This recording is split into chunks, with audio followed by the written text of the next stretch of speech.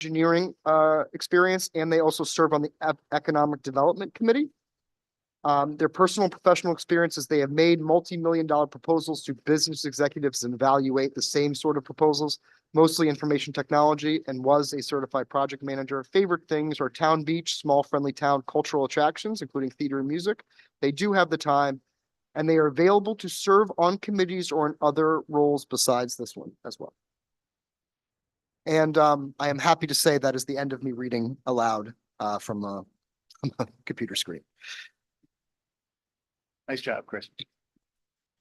Question, is there going to be another subcommittee once if it gets passed? And we move into construction, will be the other subcommittees focused on actually working with the contractor? So there are multiple opportunities.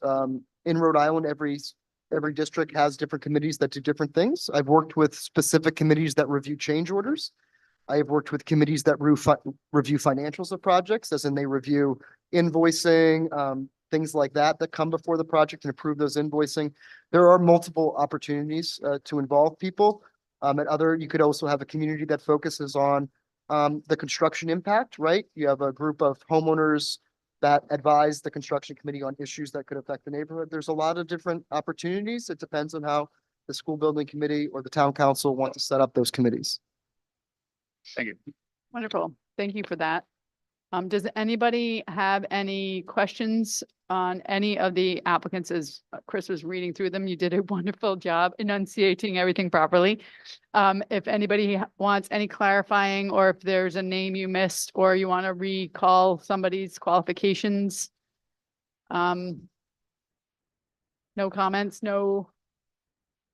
All right, so the way we can do this is, I'm trying to remember how we did it the last time. I think I remember.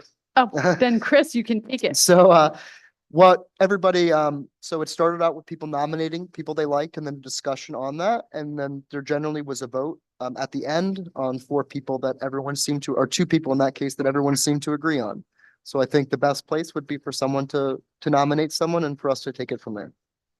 Right, I like it. So does anybody have anyone off the top of their head that they would like to start off with? I'll take a stab. Nominate Sarah Brown to the CMAR selection team. Refresh the committee's memory. Sarah Brown was the candidate who discussed being a young South Kingstown resident, a homeowner, and is excited, asked if they could serve in other ways as well, besides this one. I'll second that. All right. So I'm really focused on just building experience and general construction experience in general. This is a very technical proposal. This is the team that we're gonna have to work with to actually implement. So, you know, my take on it is anybody who has specific technical background, who's dealt with these categories for, understands the terminology, is really high on my list. So she not only fits that bill with the architectural experience, but also has a stake in the school system, having, you know, relatives in the system. So. Chris, so how typically there are different schools of thought when it comes to voting for the members. Do we want to nominate, or do we want to go per person and vote? I think if it's unanimous, then I would just go ahead and add them to the committee. Okay, because I have her as one of my top folks as well. So if we wanted, so we have a nod, thumbs, nod. Okay. So So you want to call have- for formal vote, and we can just. we'll do a formal vote on Sarah Brown. All in favor? Aye. Aye. Aye. Anyone opposed? Alrighty, Sarah Brown is our first member of the community.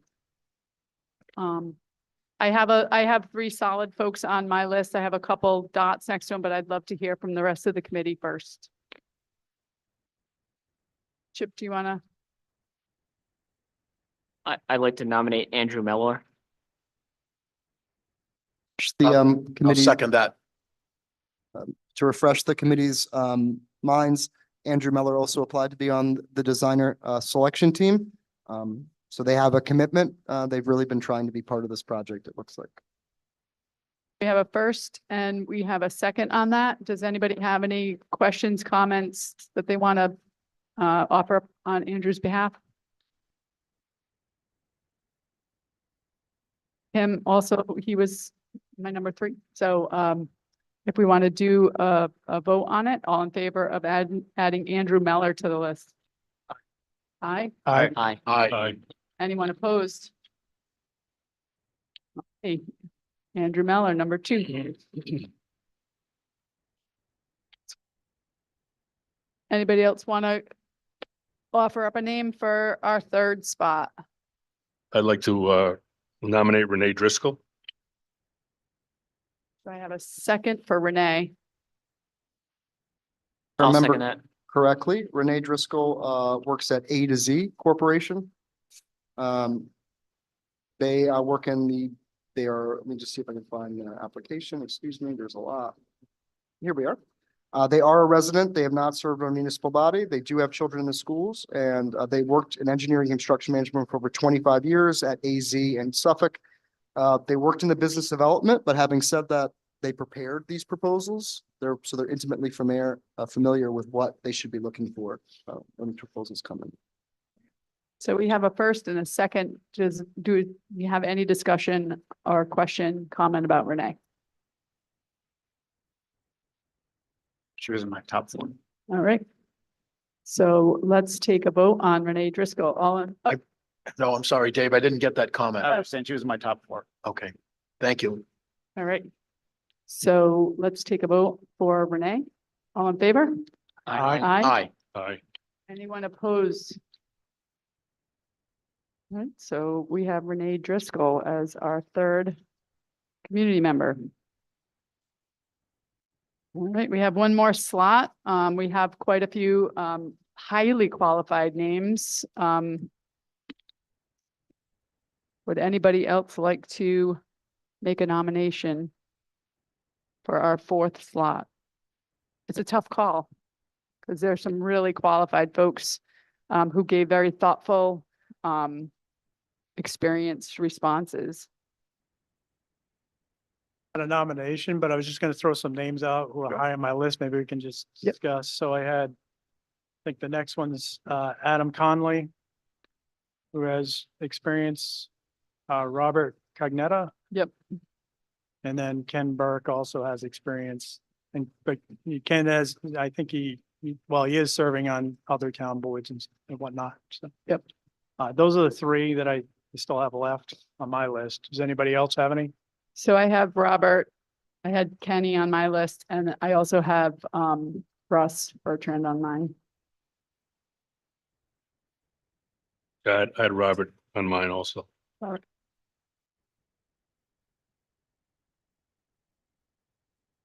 Does anybody have any other names they want to throw out there?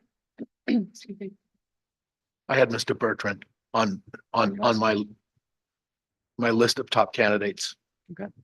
Sounds like it's Mr. Cagnetta and Russell are the 2 that I've heard the names the most. Would you like me to go over their proposals again? Sure. Yeah, if you So don't mind. for Robert Cagnetta, they are a resident. They have served on a municipal body. They have children in the schools. Their experiences in construction management, construction and skilled trades. They've been in the building industry for over 30 years. They owned their own business, and they've served on the SK zoning board for 20 years, lived in South Kingstown for 30. And they are acutely aware of the construction manager sets the tone, expectations, and critical guidance. And Russell Bertrand is the next. They are a resident. They have not served on a body. Their children's relatives graduated of SK Public Schools, construction management and skilled trades. And Russell was the gentleman who discussed his many years of experience working in the heating, ventilation, and air conditioning industry, as well as being a lifetime member of the South Kingstown Elks, Rotary Club, Rotary International. They've been here for a long time. So out of Robert and Russell, does anybody want to make a nomination?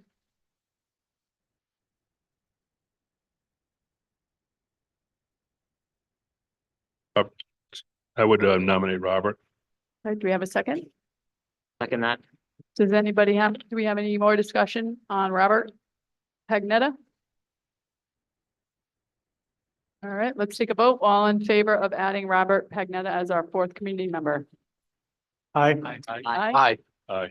Anyone opposed? Alrighty, then we have Robert. So we have our four: Sarah Brown, Andrew Meller, Renee Driscoll, and Robert Pagnetta.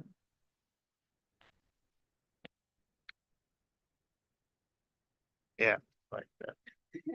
I just want to say that Dave. there are very qualified people, and I appreciate everybody putting in here. That's why I asked the question of Chris. I think there's going to be opportunities for a lot of those folks, especially the ones that have more trade experience, to be involved in the actual construction project.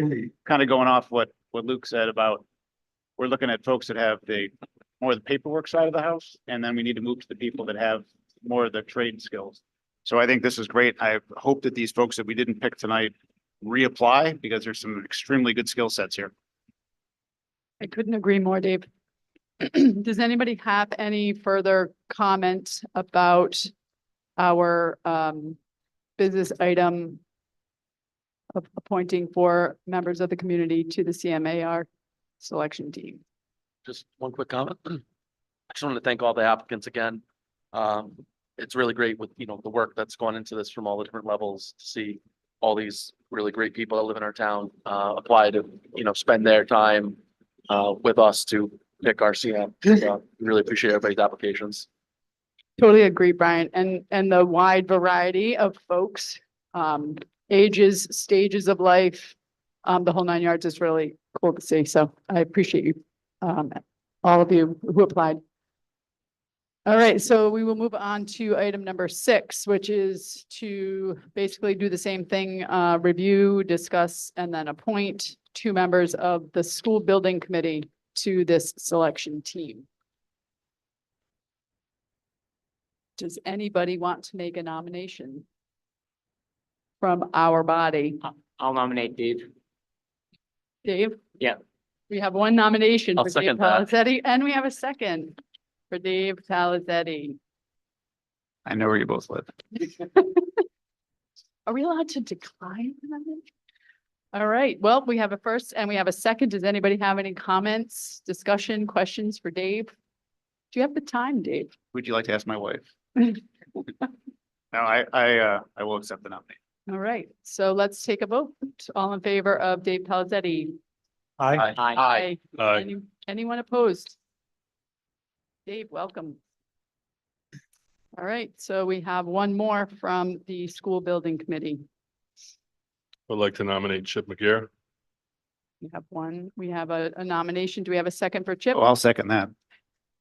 We have a enthusiastic That's second. very big of you. All right. Any comments, questions, concerns, discussion about Chip McGarr? All righty, let's take a vote. All in favor? Aye. Aye. Anyone Aye. opposed? All right, Chip, you're in. So we have our team. This includes also our 7th member, our town councilor, Greg Sweet, who was appointed on Monday night by the town council. So again, the names are Sarah Brown, Andrew Meller, Renee Driscoll, Robert Pagnetta, Dave Palazetti, Chip McGarr, and Greg Sweet. All right, so thank you very much for that. That brings us to item number 7. The amount of people we have in the room today, I'm sure, is due to the forum that's following at 6 o'clock. The next item is actually public correspondence. We haven't received any since our last meeting. So then we will move on to public comment. Anyone who is here for the forum, you're certainly welcome to come up and comment now if you so desire. The floor is open if anybody would like to come on up to the microphone for the business meeting. You are welcome. All right. Seeing as nobody is coming to our microphone. Discussion action, set next meeting and agenda items. Hey, Kate, Yes, sir. before we get to that, I'd like to make a motion to amend the agenda to add 1 item for the review of the flyers. Oh, yes, If thank that's you. appropriate. Yep. So I make a motion that we amend the agenda to add review of the bond information flyers and infographics. Okay. I'll second. So we have a first, we have a second. I do want to point out that it is 5:57. So it'll be a nice quick review of the flyer. Okay, great. All right. I'm pretty sure Doug has it queued up to share for us to take a look at. So while he's queuing that up, if you want me to speak to it quick. Please do. And then Brian, can also weigh in here. So, I sent out today a couple of flyers. I've been working with Brian all week on this and making sure that we continue to run it through multiple people to check and recheck numbers, make sure, as we've stated, to try to keep things as vanilla as possible, informational as possible. So there was two that went out. Thanks to Phil for moving these along and his graphic skills. We've added some financial data. So on these, we've clarified that the actual project bond amount shall not exceed $150 million. We did include on the flyer that the total project cost to include principal and interest would be $218 million, which includes, Brian, feel free to weigh in, but that's the 3 years of bond anticipation notes, right? And the anticipation that the principal and interest on the full amount of the bond once floated. Again, these are all based on certain assumption criteria, which we've tried to lay out. And then the total state reimbursement, which includes principal and interest of $81 million. So the reason that we did add the $218 million, again, it's really truth in numbers because that's the total all-in cost. Because if we're going to show 150 million and we're going to show the state reimbursements of 81 million, which includes principal and interest, we should also show principal and interest on the total project. So that was the decision-making process there. That number will also go on the voter information sheet, which goes out to the public, which will be in the paper. So I'm working on that as well. I've checked all the information on the right with regards to the vote and sign up times and when to vote with the clerk. So that's been cleared. But if anybody has any concerns on this, the intent is I'd like to get this out tomorrow and get it up on the website and out. So if anybody has any thoughts, comments, concerns, I'd like to hear them now. Anybody have any concerns on these new flyers?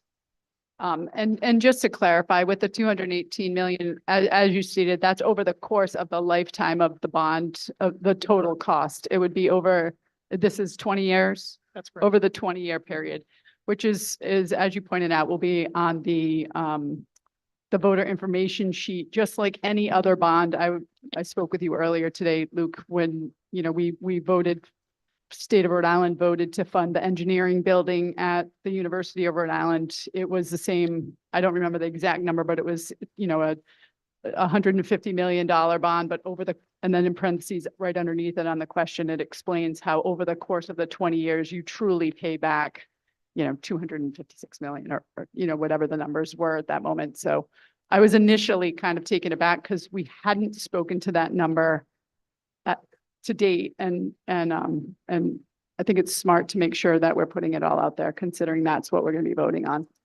Does anybody else have any questions or comments? All right. And then you'll notice on the initial, that first flyer, we took all other financial information off. And that's because we really wanted to, trying to jam everything on the one flyer really doesn't tell the full picture. So again, Brian and I sat down, we pencil sketched something out. Again, thanks to Phil and his team that they translated our chicken scratches into a real infographic. But the idea here is that we're trying to consolidate information in a way that's digestible by the general public. That's difficult to do because the numbers on a project of this size get complicated. But at the top right-hand corner, which you can't see, there's a streaming thing in the way, but same numbers that are on the first flyer. So $150 million not to exceed, 218 million total project cost. And then you have the 81 million in state reimbursement. It has our assumptions up there. And then what we try to explain is that over the course from 26 to 2030, we're going to ramp up in a methodology. And again, there's been some numbers floated out per year, $60. On average, our previous numbers did bear that out, but the truth is that we're going to be ramping this up slowly over time. Some years will be more than less. That'll be based on the evaluation of the town growth, how we're doing as in what our tax increases are for other services. So that'll be a decision with the town council and the finance director based on his guidance. And then we ramp up, and you see that 318 number, that was what was discussed at Monday's town council meeting. So Brian did a look back on the previous revaluations, full and statistical. Based on that growth and projecting forward, the $318 would be the total amount after that 5 years that has to get built into the budget. So a person can expect to pay on an average assessed home value of $468,300, that $318, right? That has to be sustained for the next 20 years though. So it's not 318 and then you're done. It falls off. It's 318. And that's why in that white box, you say $318 per year based on average home assessment from 2030 to 2048 until paid in full. For the convenience of those who may not be at 460, what are you doing to me, Doug? To 468,300, the bottom table shows different valued assessments. So people can easily reference and you can interpolate in between these numbers. If your house is valued, let's say at 600,000, then you're going to be paying an estimated $408 per year.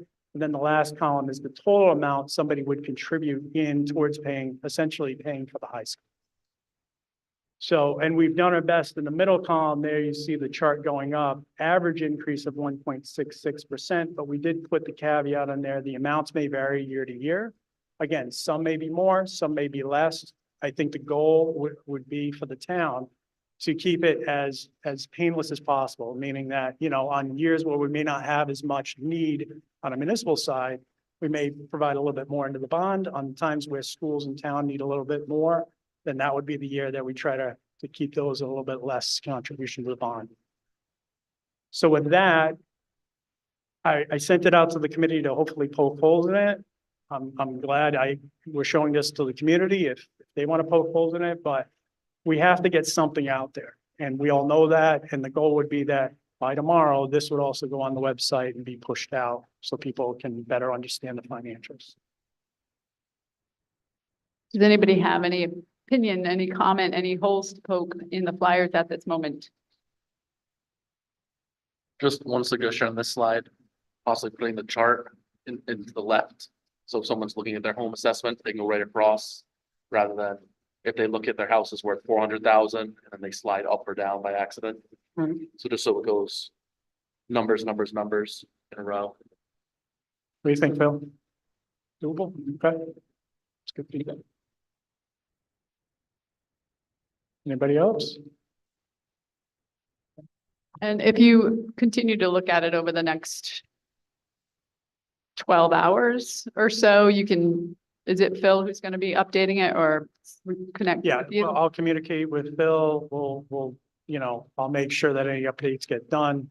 And then the voter information guide, the full packet. So just really quickly on that, will reflect probably these numbers in a little bit more depth. We'll have a description of the project. It has voting districts, very similar to the previous packet with some amendments. We've tried to provide a little bit more information on there, more than what was in the previous bond vote for the school bond. So that will also be going out in the newspaper. I believe it's next week. All right. So that brings us to our last item of setting our next meeting and or suggestion of any agenda items. I believe we already have our next meeting set. I have April 25th at 5 o'clock in our regular town hall chambers. And then on the 27th is our next visioning session, town hall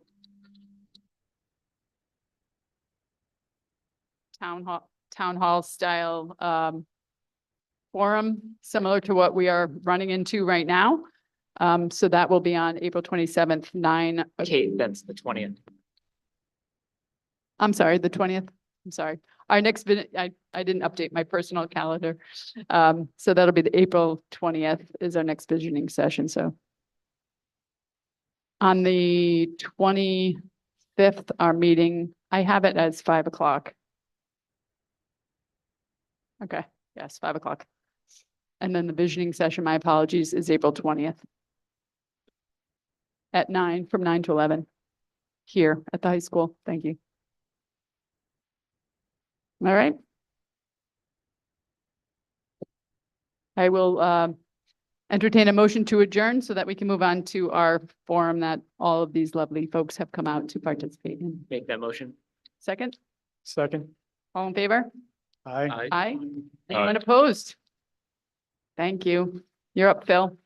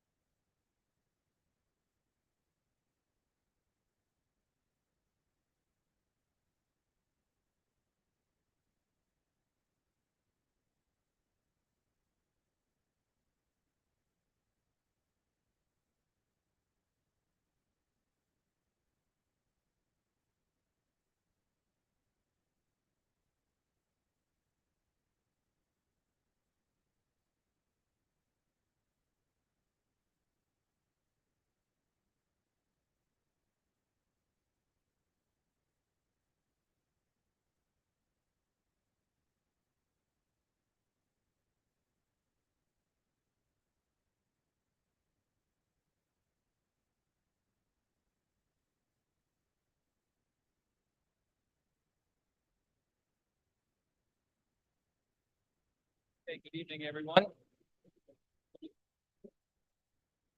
Let's go ahead and get started. I appreciate your attendance and recognize that many of us have probably already had a long day, so we want to try to make this as informative and interactive as possible. We're going to go through a lot of information tonight. This is our first of two community forums on the high school replacement project. My name is Philip Conte. I'm an architect with Studio Jade. I had the pleasure of working with you through stage 1 and stage 2. And with my partners, the SLAM Collaborative, we'll be moving into stage 3. We'll talk a little bit about that. But for those of you who have joined us previously, we try to make these sessions as interactive as possible. So there will be a number of questions that we will be presenting to you throughout this presentation, and we will have live polling data based on your response. So if you would like, go ahead and take your phones, turn your camera on, go ahead and scan that QR code. That will enable you to interact with the questions throughout the presentation. So we'll take a minute for you to do this. And a lot of these questions are designed to help us for the next community forum, what additional information we should be providing to the community, what additional information that people want to see on the website. So that's a nice, another purpose of these questions.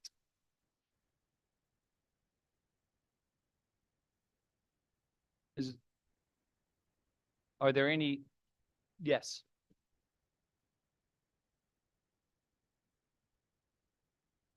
Could not get that if you just scan this code.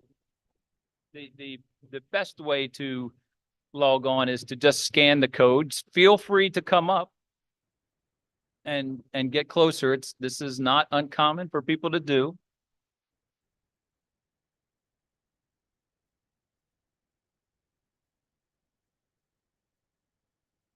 Does everybody feel like they're ready? No, not yet. We can wait a minute. It's not a problem.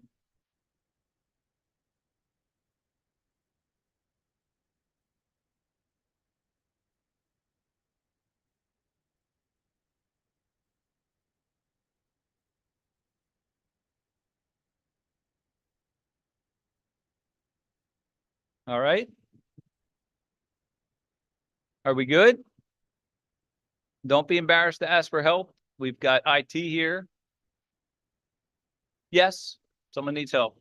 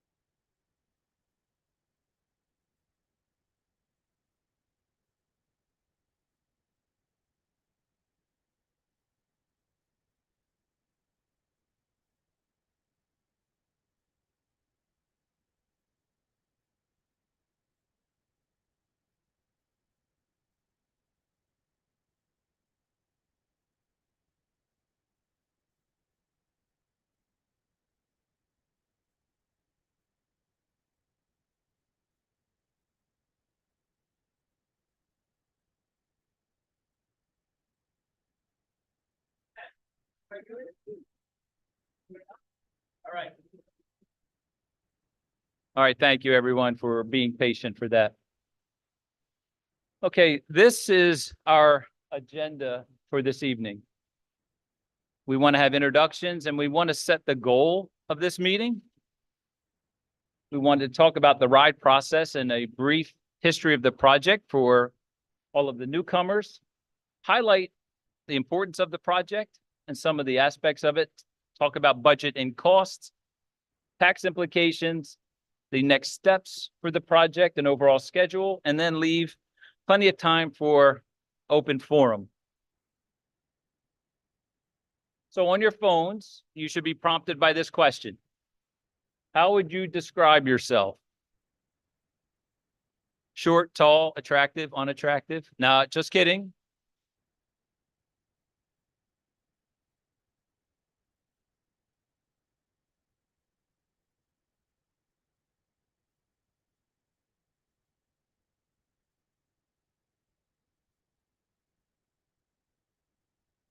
So this is important for us to know who is here. It's a little unfortunate that there are no students here because we are talking about a facility that will impact them and they are the daily users in addition to the educators. So perhaps for our April 20th forum, maybe the word could get out to the students because I do think they also have a voice in this. Next question. Is this your first time attending a public meeting regarding this project?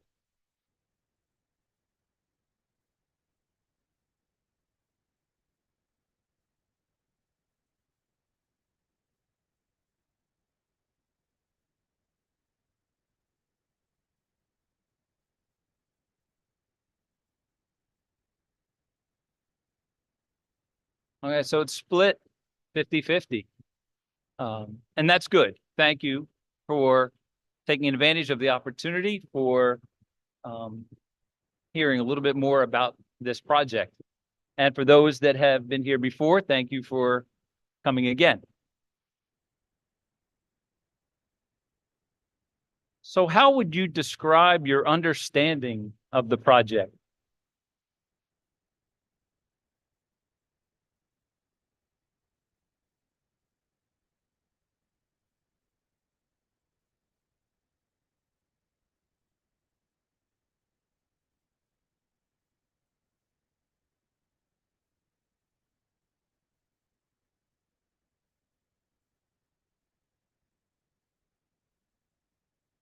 All right, so for those that don't know anything, we hope you know more when we complete this evening.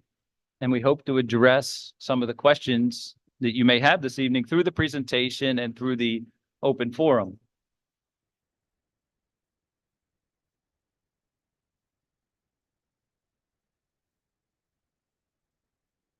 So this is an opinion question. Do you feel your voice has been heard yet?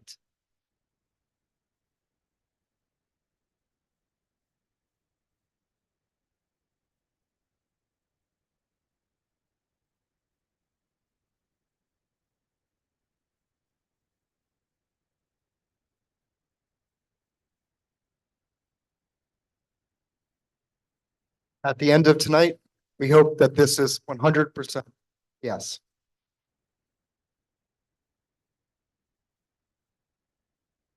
So right now for this question, it's 29 no, 11 yes. So the last one was 50-50. And the one before that, most people were residents. There were a few educators, no students, a couple business partners. And parents, thank you. Parents, lots of parents too. So this is a question where you can exercise your thumbs. All right.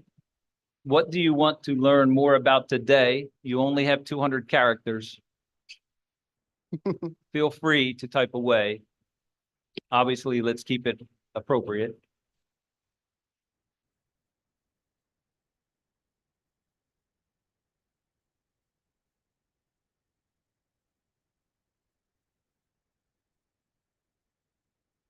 So we will read these all. We have tax implications, how money spent will be used, where is the preschool going, athletic facility, environmental impacts of the projects.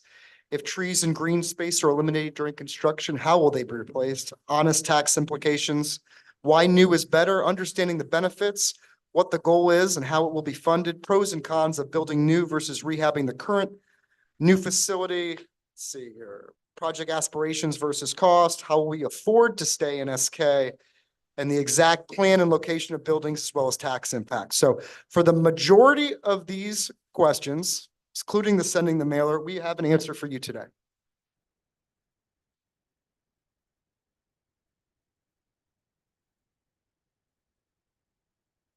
So I'd like to begin with some introductions. As I mentioned, my name is Philip Conte and I'm an architect, and I have been working with SK for 3 years and very happy to see this project through completion. With me is Gina Anderson and Kathy Ellithorpe. Kathy's a principal with the SLAM Collaborative on a project of this size. We wanted to bring them in as a design partner. And Chris, you want to introduce yourself? So hi, everyone. My name is Chris Spiegel. I'm with Left Field Project Management. I'm our managing director of the Rhode Island office. Like many of you, I'm a parent. I have 2 young children in Rhode Island's public schools. Also, my community is going through this exact same process. A $250 million bond was approved in my community, and I actually happen to live on the street that one of the new schools is going to be constructed on. So I like to think I can hopefully empathize with some of you out here today. I also serve my community as a member of the Special Education Advisory Committee, and I serve on the board of directors of a national nonprofit that goes into high schools and tries to get kids involved in the architecture, engineering, and construction industry. So I think it's important to also recognize the school building committee members. What's important here is to understand that they have specific roles that are dictated by RIDE or the town charter on why they're part of this group and what they're tasked with.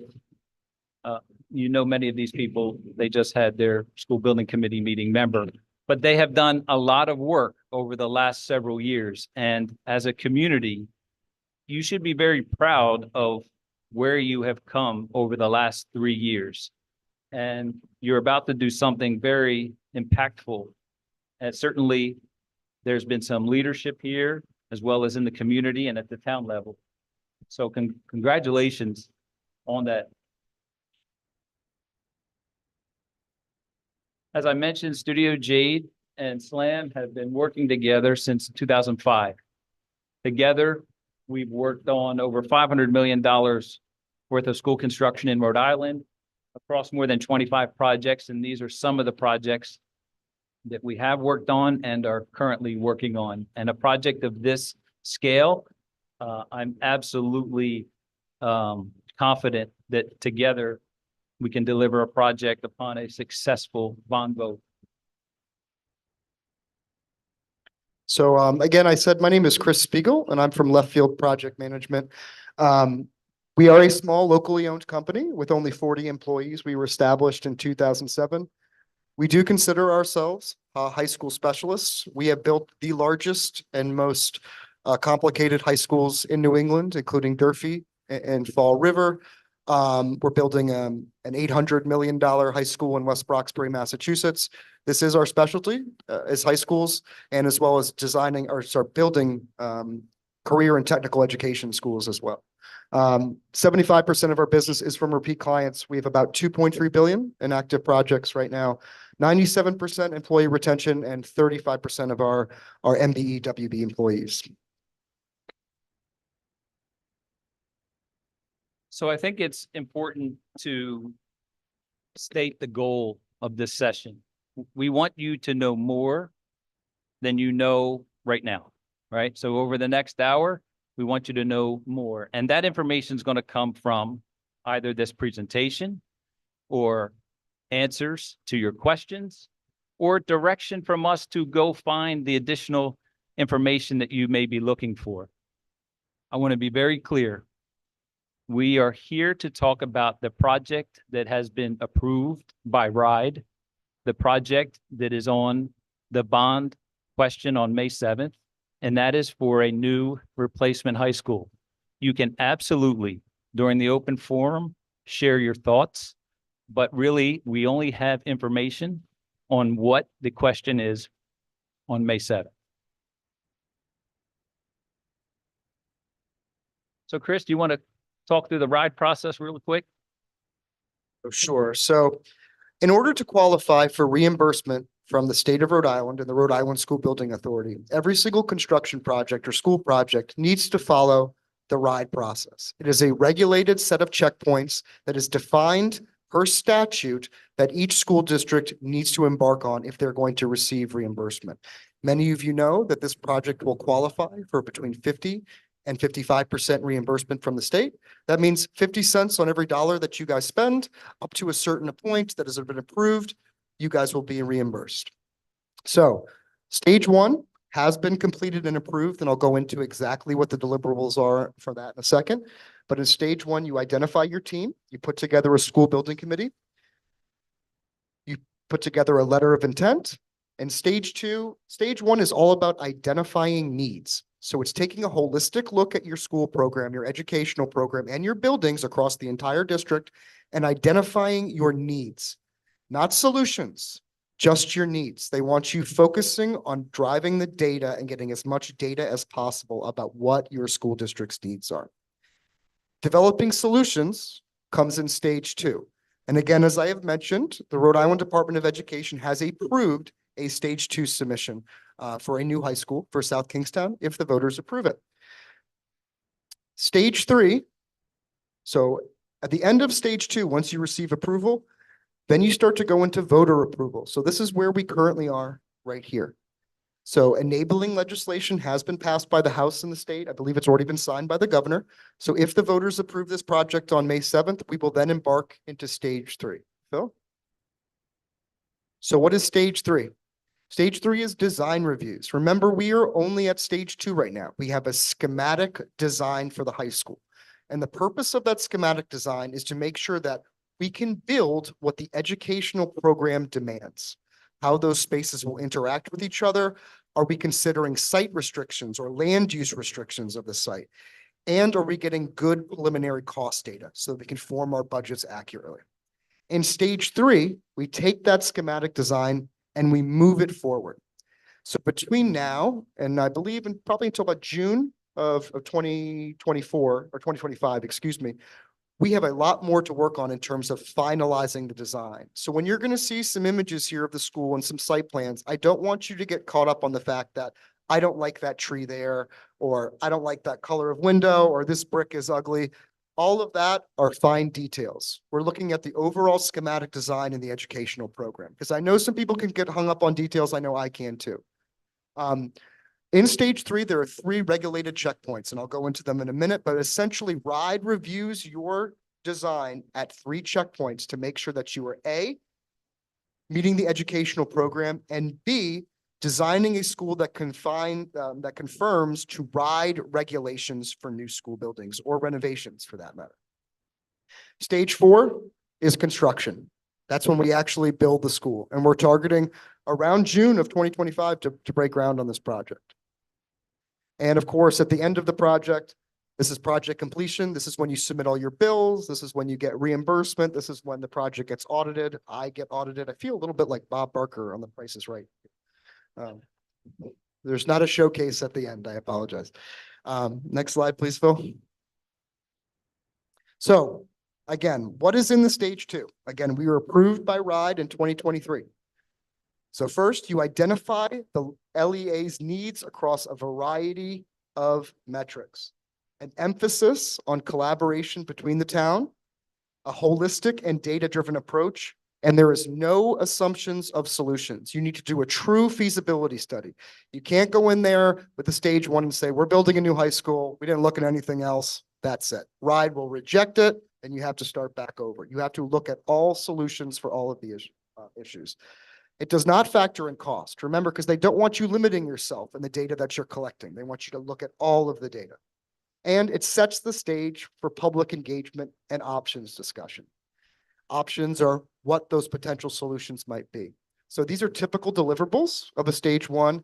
You look at the operating budget, a land use study, project schedule, procurement compliance, a utility incentive study, right? How many reimbursement programs, state, federal, can we maximize on this project?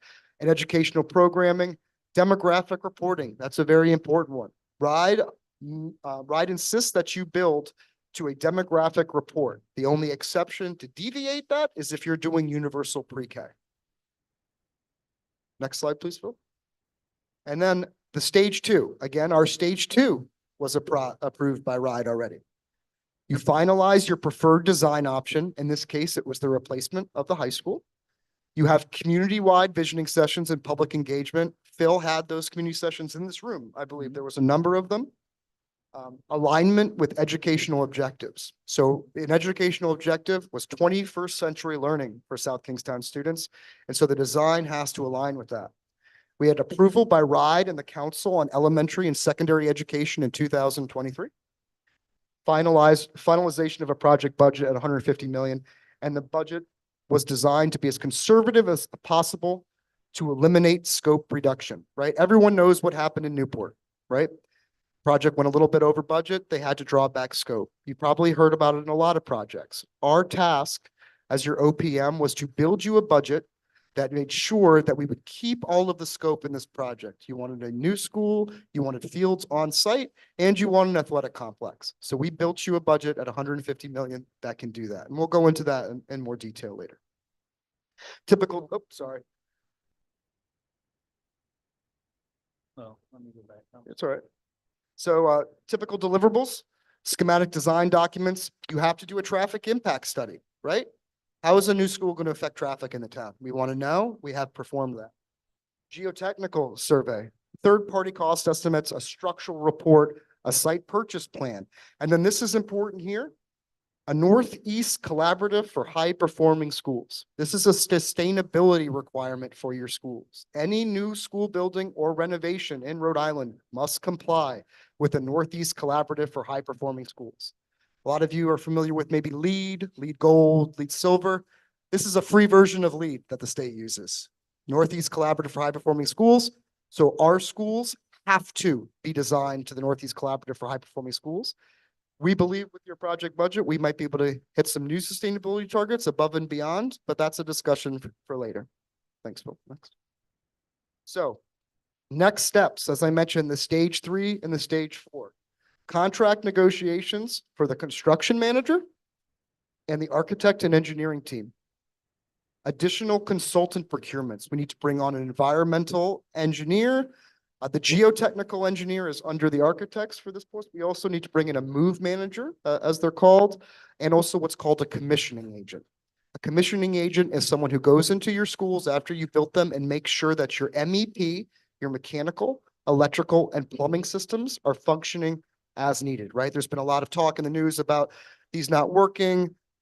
Your commissioning agent assures that what you paid for is what you get. Program budget refinement.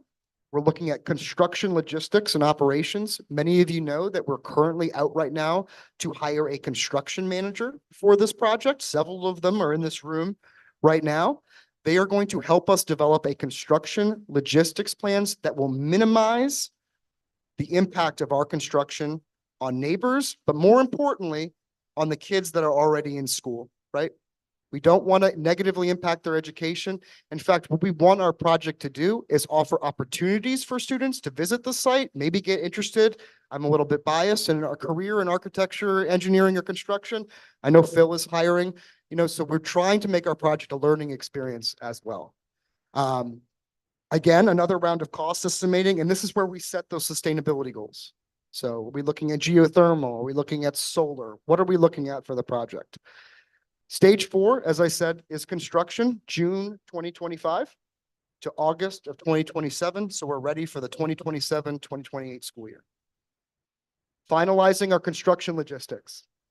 The contractualization of a guaranteed maximum price. What is a guaranteed maximum price? So most of you probably have remodeled your home in some way, right? When you remodeled your home, you most likely got a general contractor to do that work. A general contractor is supervision of a project, and the way that they make their money is by marking up subcontractors. So they'll mark up the mason, they'll mark up the HVAC technician, and then they'll provide a cost for their services as well. A construction manager with a guaranteed maximum price is a different project delivery model. That means that the construction manager charges us a flat fee for their work. They do not mark up subcontractor costs. So we will see, as the owner, we will see the costs for masonry, steel, HVAC. We'll see all of those costs. They come to a committee and the committee reviews and approves them. With a general contractor, you do not see those costs for a large construction project like this. As a homeowner, you might, but for a large construction project, you might. But what is this guaranteed maximum price? That means that once we sign a guaranteed maximum price with the construction manager, the risk of the project going over budget is on them, not the town of South Kingstown. So usually at the end of DD or beginning of, end of DD, which is design development, I'm trying not to use acronyms. I apologize if I do. The end of design development, the beginning of early construction drawings, you sign a guaranteed maximum price with the construction manager. At that point, the risk, remember, it's construction manager at risk with a guaranteed maximum price. The risk is on the contractor to deliver the project on budget. That's an important difference between general contractor and what we're going to be doing here if the project is approved. So we're looking at early packages, development and release. How many of you have heard about the long lead times for all sorts of equipment right now? It takes a year to get a dishwasher, right? So what we do is we work with the construction manager to purchase items early so that they're waiting for us on site. We're not waiting for them. It keeps the project on schedule. Having more community informational sessions. This is where we go into your neighborhoods and we say that are going to be affected by the project. How can we help traffic? What can we do about dust? What can we do about noise? Obviously, construction, FF&E, furniture, fixture, and equipment procurement. These are televisions, chairs. Move management, that's moving all the old stuff out of the building that you want to keep into the new building. Closeout. This is where we close out the project, we finish paying it, and of course, reimbursements where you get that 55 or 50 to 55% on eligible costs, which is about 117 million. In 155% of 117 million. Next slide. So I want to quickly go over some history. For those who were here during the stage 1 and stage 2, you saw the information we provided. It's all available for review. But one thing I do want to highlight was what I believe a high level of public engagement as we went through that process. We had many sessions where we talked about site concepts, where the school was even going to go. We had a number of meetings about it. We had sort of activities to come up with the look and feel of the building. For those that you participated, thank you. For those that are new, I can only ask you to talk to your friends about what that process was like. It was genuine, it was impactful, and I believe part of how you got to where you are today. What happened after that stage 2 is the owner project manager was brought on board, reviewed the project, validated the cost estimate. The town council authorized up to $150 million bond vote for a replacement high school at the Columbia Street site. You'll see the entrance facing School Street, and a new athletic track and field at Curtis Corner. And again, that is what we're here to talk about this evening. So for those who may not have seen some of the collaterals that have been, go ahead. This is School Street. This is Columbia Street. And Hazard Building is right there for your orientation. So this is a concept site plan that shows the orientation of the new school, the entrance being where you see that SK right there in the center. Now, again, this is conceptual. I am anxiously looking forward to working with SLAM to further develop this. For the track and field at Curtis Corner, again, this is our concept. I want to be very clear about one thing. You'll see in the corner next to the C for concept, it says field house. That field house is not, and I repeat, not part of this project. It is not reimbursable. We are not building it, but we need to plan for the future so that SK can have the best athletic facility in the area. So we want to make sure we at least identified some future growth. And for those interested, there are additional pickleball courts identified in this plan. So there's another question. Grab your phones. It should still be on. You should not have to do anything, I hope. If you need to, you could go to menti.com and put that code in.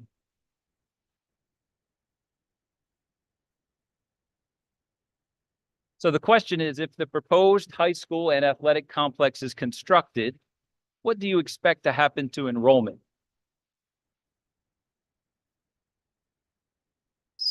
So as of right now, 19 say increase, 8 stay the same, and 4 say decrease for those friends in the back. 22 now for increase, 10 for stay the same, 4 for decrease. All right. So we can tell you, unfortunately, I don't know, Chris, if you can move that little thing there. Yes. There we go. So we'll use East Providence High School as an example, newly constructed. Their enrollment increased about 10%. Now you may say, what does that mean? So what we did in the stage 2 is we made an argument with RIDE that we think enrollment could increase. And we asked for additional capacity, which we were granted, which is rare. All right. So RIDE wanted you to be as successful as possible and position SK for future growth. So we have planned for growth, but that's not the goal. The goal is to retain the students and staff that you have. Keep that out of district tuition in South Kingstown. Keep the good educators in facilities that they want to work in. So I'm very proud that we were able to get that additional capacity. We'll be working with SLAM to make sure that in the future, if something needed to expand, we could do so. Next question. If the proposed high school and athletic complex is constructed, what do you expect to happen to per pupil spending? Will it increase? Will it stay the same, or will it decrease?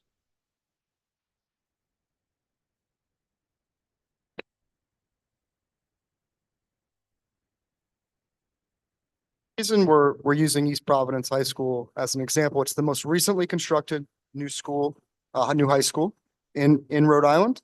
It was built only 2 years earlier, 1954. It was built 1956. South Kingstown High School was built. It's a comprehensive new facility designed for 21st century education, which is the plan for this school as well. Friends in the back, 19% said increase, 4% said stay the same, 12 said decrease.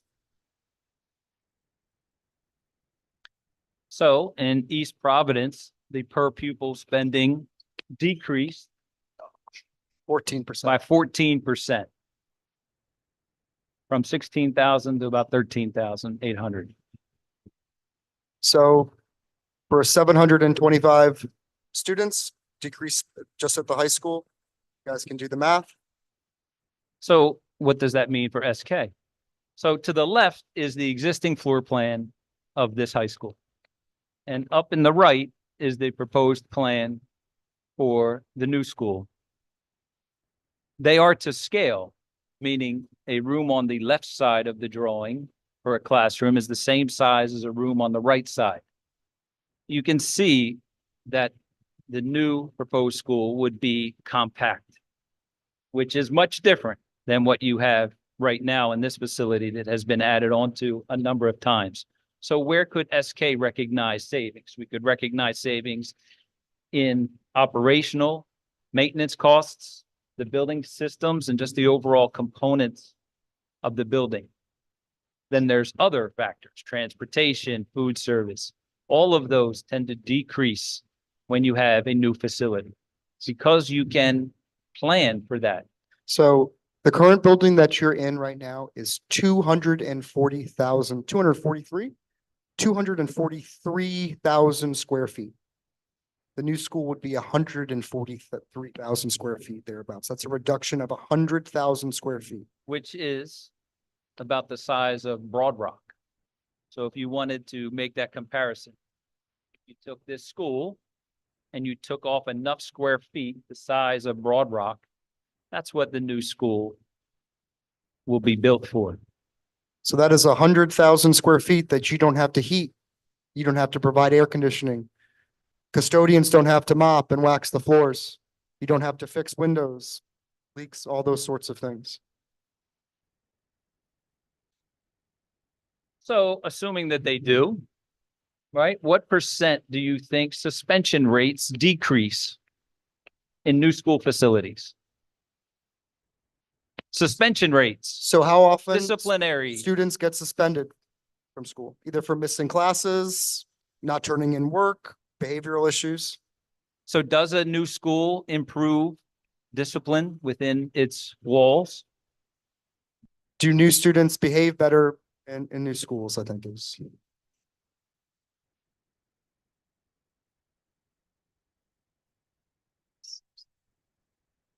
So I think people are starting to get the hint. So we have 4 at 0%, 10 at 10%, or 11 at 10%, 10 at 20%, and 4 at 40%. Thereabouts, yeah. So in East Providence, school suspension rate dropped by almost 40%.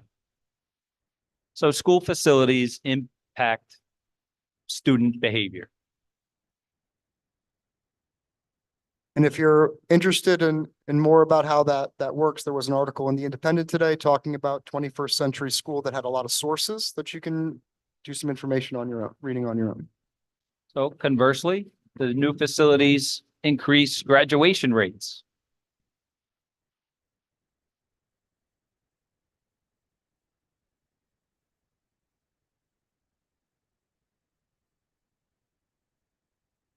You want to tally it? Yeah, so 3 at 0, 1 at 3%, 5 at 5%, and 10 at 10%. 3, excuse me, So in East Providence, it increased 4%. from 86% to 90%. But So this is not East Providence. This is South Kingstown. And I'm sure your graduation rates are already high. So we quickly want to talk about some of the project highlights. You have an understanding of what this school has. We want to talk a little bit about what you can have. So a lot of this has to do with 21st century education. What makes a 21st century educational school different from the facilities that Phil went to and I went to? So there's a couple important things to note. That this school, along with many of the schools in Rhode Island, Barrington High School, two high schools in Pawtucket, South Kingstown High School, the original East Providence High School, I could go on, were built with a cells and bells model. They were built in the 1940s, the 1950s, the 1960s to adapt to the baby boom generation and to prepare students for the economy at that time, which was in manufacturing. That was the primary American industry at that time. They had a one-size-fits-all classroom model, which makes sense, right? If you think about manufacturing, it's very process-oriented, it's very regulated, it's very strict. You move from one to the other. Because they had to build them so quickly because of the baby boom, they were built of all masonry construction to support the rapid demographic shifts. That means that the interior walls are load-bearing. What does that mean in a practical sense? It means you can't move walls. You can't knock down walls. You can't create new spaces.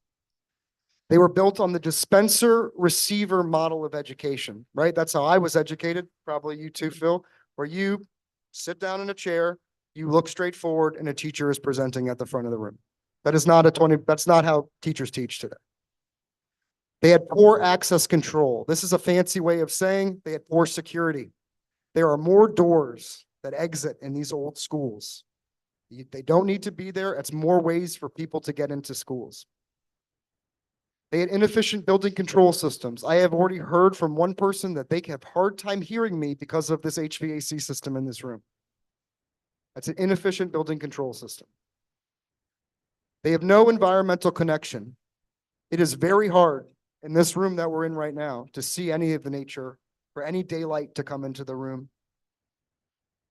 They're built, unfortunately, with hazardous materials. It might surprise you, but believe it or not, asbestos was just finally completely made illegal last week. Last week. I know everyone thinks that it's just last week, right? Just last week. They had separation of career and technical education and in traditional educational programming. CTE stands for career and technical education. That means that career and tech spaces and traditional programming were separated, right? They separated kids that might go into the trades from kids that might go to college. That is not what 21st century education does. In this building, even, I believe the construction program's in a whole different building, isn't it? In a detached building, right? They made do with CTE spaces. There was no integration of technology. Who could have predicted in 1950 what technology would be like today? And they're built to outdated building codes. What does a 21st century high school have in it? They're flexible, integrated to design to support modern educational pedagogies. They have varied learning environments, small group rooms, breakout spaces, large communal spaces, so that teachers can teach differently. They can collaborate with each other.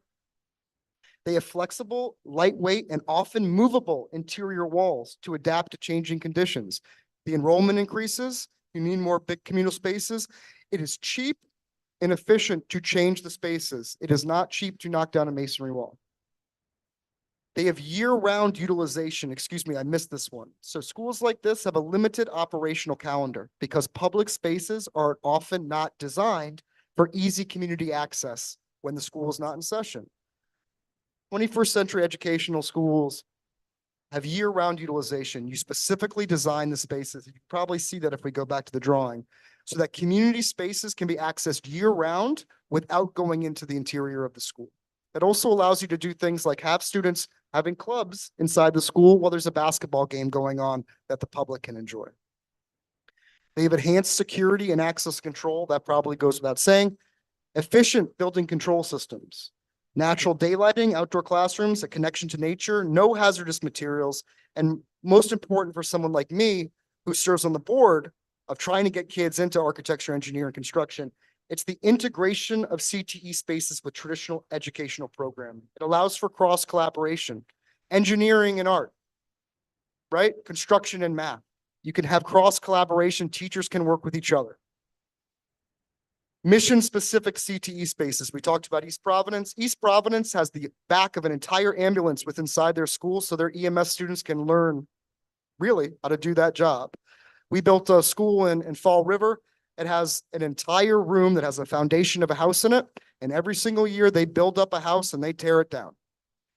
My company also built a school in Bristol County up in Massachusetts that's focused on kids in the agricultural industry. We have trees in there so kids can learn how to do arbory, right? They can climb up these trees.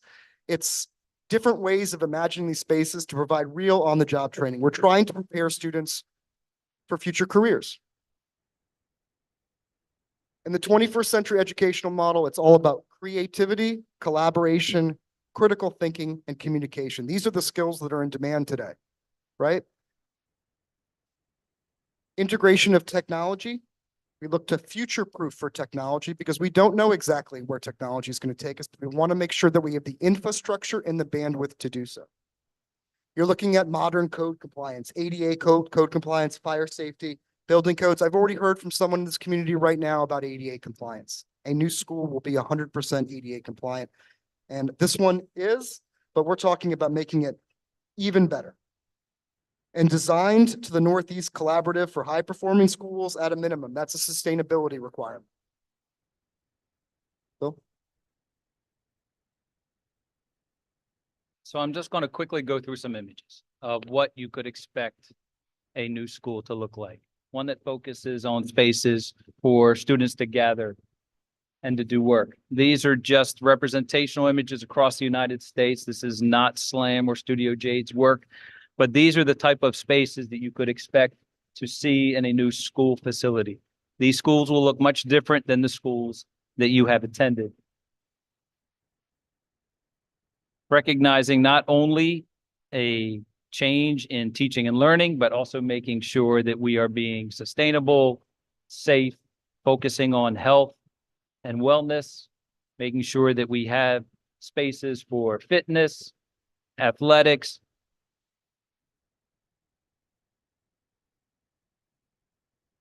You're likely going to have a great view of the new Hazard Field, right? We hope that that is positioned from the building, from maybe a new media center. You're going to have a beautiful campus when this project is done. Visual and performing arts. We heard this a lot through the stage 1 and the stage 2. The arts is very important to South Kingstown. They should have a space that is worthy of what the students can produce and what they can deliver. And we will make sure that we have a large auditorium component to this project. You know, I think earlier this week that your band and orchestra received a superior award from the Rhode Island Music Education Association that was at the new East Providence Auditorium. Congratulations to them. We would much rather have them win that award in a new auditorium. This is what they currently have. Right, so that the caliber of your students is much higher than the caliber of your building.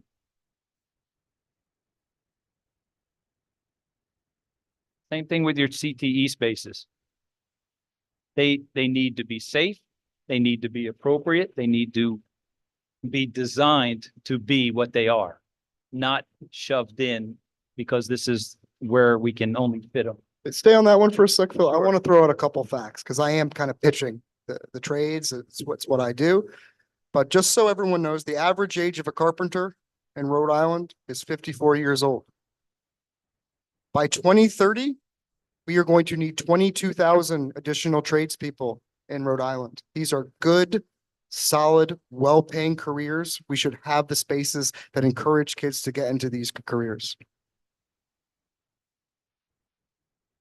We know you have programs in the sciences and the nursing. We need to make sure we have those facilities for them.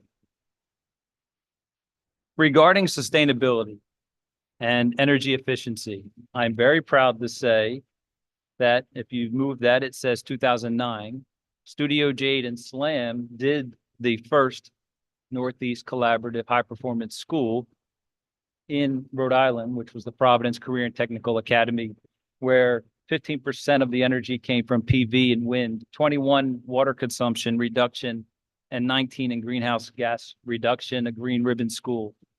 We absolutely know the importance of energy efficiency, energy conservation, environmental and sustainable importance in South Kingstown. We've worked with Left Field to make sure that we can at least start for planning for that in the budget. So we can not just meet Northeast CHIPS, but exceed that, which when you're done completing a life cycle cost analysis would save in energy costs. Want to just quickly touch on this? Again, this is just to kind of to highlight. So first, let's compare East Providence High School, South Kingstown High School, built in 1952, built in 1954, heavy masonry, full replacement, sequence construction. This means that the students stay in the school while we build the other one. Then we shift them over and we build the on-campus fields and we build the parking, right? 21st century educational models, significant career and technical education spaces. They are compliant with the Northeast Collaborative for High Performing Schools. The main difference here, we have an athletic complex, they don't. And then again, just looking at the enrollment increase, 10% for pupil spending decreased, suspension rates decreased, total graduation, dropout rates decreased, and the highest level of scores exceeds expectations increased. So for those who are not familiar with the project in its entirety, this is the conceptual site plan we shown earlier. I want you to pay attention to the outline in blue. That is the existing high school. We absolutely understand the importance of site context, the impact it will have on the neighbors, the impact it will have on the environment. This is not the final design. I am excited to work with Kathy and her group. But we have a pretty good idea that the building's going to be in this location because as you can see, there's really no other place for this building. However, it will be completely reoriented to School Street as Hazard was 100 some years ago. We understand the context, the materials. We're not going to design something that looks like it was dropped by a spaceship. This is the first floor plan, and as I said, I'm sure Kathy and her group are already thinking of how we can improve this. But what I just want you to see here is that there are major public spaces that are grouped together, and then the academic spaces, which are efficient and compact. But you'll notice the different sizes of rooms, the large communal spaces that are spread throughout, all of the natural daylight, right? All of these classrooms, all of these CTE spaces have natural daylight. As Dr. De Silva at RIDE, and I encourage anyone to reach out to Dr. Silva if you're interested about 21st century programming, test scores are better when students learn in natural daylight.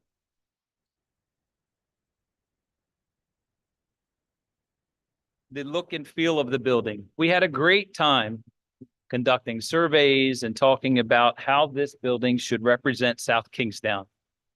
And we have started to understand the context and, as I said, look forward to working with SLAM on giving you a product that you will be very proud of that speaks of South Kingstown. Chris, let's talk about budget and Sure. thoughts. So some of you may remember that the original budget for this work was $125 million. Well, Left Field came in.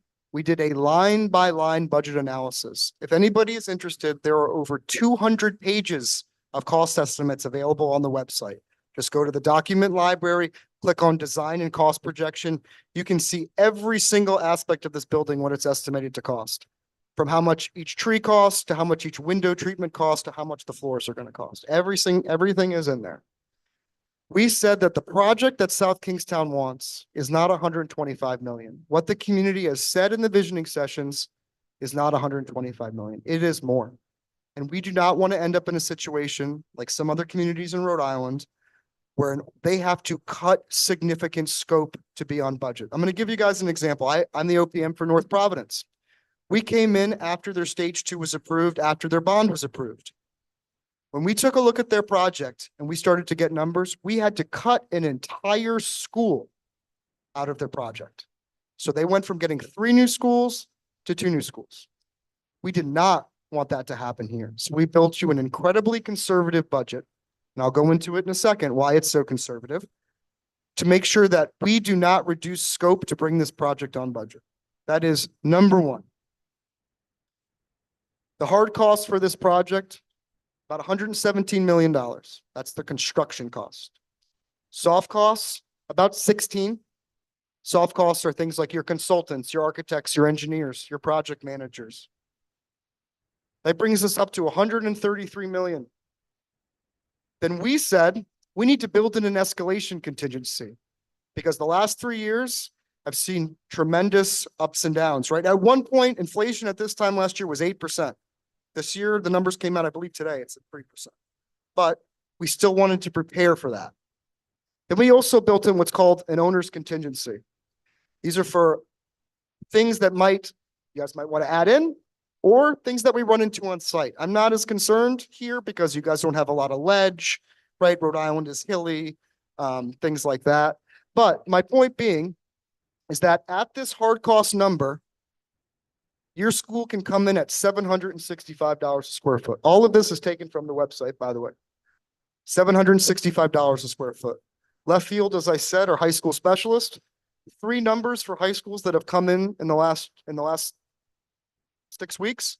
$715 a square foot, $723 a square foot, $726 a square foot. You're at $765. So we're in a good place right here. But with that said, You've got $16 million in contingencies to bring this project into 150 million. Just so you know, the hard cost for this project could come in at $929 a square foot, and we'd still be under budget. So that is how conservative we have been with this budget. And again, the reason for that being is we did not want you guys to vote on a high school and an athletic complex. It gets approved, and then I have to cut the entire athletic complex outside of the project, because that has been done in Rhode Island recently. If you're more interested on the budget, you can see that we've also added in additional things, line items to protect scope. So as an example, you have $11 million set aside just for the athletic fields. We put in $5 million to cover you just for demolition. These numbers are outside of your 765 a square foot. It's important to note that these are separate line items to protect scope. That's what we've done with this budget. Bill? So we do want to take a moment and ask Brian, Sylvia, to come up and review the tax implications. Some of it you may have already heard from the school building committee meeting, but I wanted to give him the time to go just view it. 3 slides. Good evening. So the first slide here is going over some of the assumptions we used during the development phase of this. First being we have considered both 20-year and 30-year amortizations. The current numbers that are being discussed, we have been using an amortization schedule or a pay down strategy of 20 years. The interest rate on the bond, again, is currently assumed at 3.5%. I've been checking with our financial advisors on a weekly basis on that, and we are holding on that. That is still a good number at this time. The issuance costs, we are assuming right now the issuance of a max amount of the $150 million. That is the max this project could cost. And that we are assuming a bond issuance in May 2028 with principal and interest payments beginning in fiscal year 2029. Ride reimbursement is, we are assuming as part of this calculation, a ride reimbursement of 52.5%. It was mentioned earlier, at this time, we are assuming a ride reimbursement anywhere from 50 to 55%. This calculation is splitting the difference at 52.5. And that is on the approved eligible project costs of $117,672,245. So of the project cost, that is what is eligible for ride reimbursement. For consideration purposes, we are using the current median assessed value, property value for the town, which is $468,300. We are assuming for statistical reval years, we did a look back for the last 4 statistical revals, which were conducted in 2006, 2009, 2015, and 2018. We're using an average of those revals to assume growth for the out years. And that came in at an average of 9.98%. For example, we have in 2026 will be the next statistical reval for the town. So we are assuming, for example, a growth in that year of 9.98%. We are using a growth assumption of 15.2% for full revaluation years. That is based on the last 2 full revaluations that were done by the town, which was in 2012 and 2021. And finally, for the non-reval years, which is the year we're in right now, or the next budget that the town council will be considering later this month, we are assuming growth of 35 million. As a point of reference, currently for fiscal year 2025, we are assuming growth of just over $39 million. So that's where the 35 came in. That's typically on a non-reval year, we come in at 35 to 40 million. That's where that number came from. Excuse me. So I'm going to start along the top right. The total bond project not to exceed 150 million. That is what was approved by the town council and what will be on the referendum on May 7th. The next number, the 218 million total project cost, principal and interest. That is principal and interest. So the principal obviously would be the 150 million if that is the issuance amount. Based on the term and the interest rate that's being assumed, The interest would be $61,084,100. And the balance to get to the 218 million would be the amounts that the town would have to contribute for bond anticipation notes or bands for fiscal years 26, 27, and 28. And that is how you would arrive at the total cost of 218 million. In terms of the state reimbursement, on an annual basis, the state would be reimbursing over the 20 years, 71,346,426. The balance to get to the 81 million is the pay-go amount that the town would be receiving from the state. And that equates to 9,748,398. I just wanted to put it into a little context. On an average annual basis over the 20 years, the principal payment would be on average $7.5 million. The town would have average annual interest of $3,054,205. That equates to a total principal and interest payments due of $10,554,205. When you factor in the average state aid that the town would be receiving, which is $3,567,321, that would result in the average amount the town would be on the hook for or responsible for of $6,986,844. Again, as noted, in some of the little bit of the fine print there, under the numbers, the state reimbursement, the town is projecting or estimating a 52.5% reimbursement on the eligible 117 million. And this is being calculated on a 20-year bond at 3.5% interest. The main box in the center, as you can see, the town is anticipating a 5-year ramp up. Put it into context, for fiscal year 25 that will be coming up on, the town's debt obligations is approximately 1.2, 1.4 million. And obviously, as I just noted, this bond alone would be about $7 million. So the goal is to ramp this up over a 5-year period to ease the pain on the taxpayers, which is the point of that middle section on how we're ramping it up over the 5-year period. When the 5-year period is completed and within 2030, we estimate for the median assessed value home of the $468,300, that the tax impact or the net change from fiscal year 2030 to 2025, the growth would be a difference of $318, which that would then be sustainable through the bond's completion of 2048. And that's again. Sure. So the ramp up over the 5-year period will get you to the 318. That's the increase in your, again, based on the median assess of 468,000. There will be a ramp up to that $318 in 2030. It will remain that for the balance of the term to 2048 when the bond would then be paid off.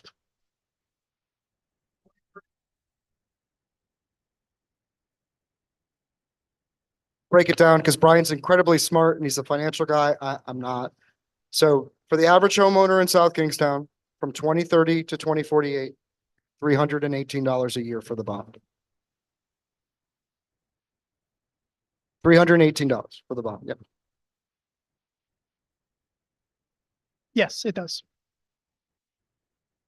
Oh, So the first question is, this is an additional tax? Yes, you will pay $318 per year in additional taxes upon the average home value. And what was your comment again? Yes, it does account for the reimbursement, correct. It accounts for it at 52%. We could get 55, but again, we're being conservative. We want to show you conservative numbers. again, we touched on a lot that's in the bottom already, but one thing I would definitely want to touch on was again, that 5-year ramp up. This is again, an average. I wouldn't hold it to, there's going to be within that 5-year, there's going to be some years that are a little higher than the 1.66, other years that are lower, but on average over that 5-year ramp up, you're going to see an increase of 1.66% annually to get that to where the town will be when we stop paying the total annual payments beginning in fiscal year 2030. So I think that's a key point to address. There is a slow ramp up until we get to 2030, and then you'll be paying that amount until 2048. Again, as You have more to say? yes.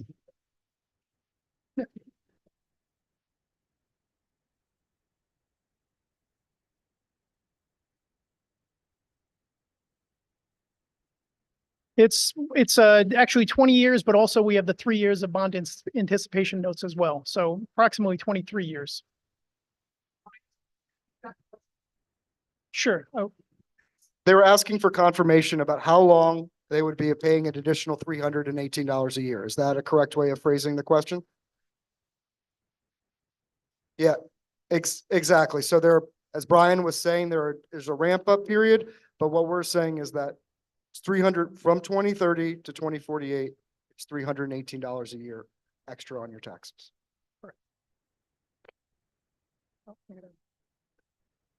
Oh, thanks. Brian, I can see a little bit under the line from 230 to 248. It says does not include additional funding for school and or town operations. Can you tell us a little bit about how you got to the 22.6% tax increase on Monday night? yes. So that's correct. This slide does not account for any growth. This is just related to the bond. The 22% plus, I don't have it in front of me, so I know it was 22% plus. I don't recall the exact number, but that is factoring in the cost of the bond over the term. That is factoring in growth in town operating expenses on an annual basis of 1.7%. And then that was also factoring in that scenario also factored in a $1 million increase for school operations over that time frame as well, over the rollout period. And that's how the 22% plus was arrived at. So that was factoring in growth for both school operations and town operations as well.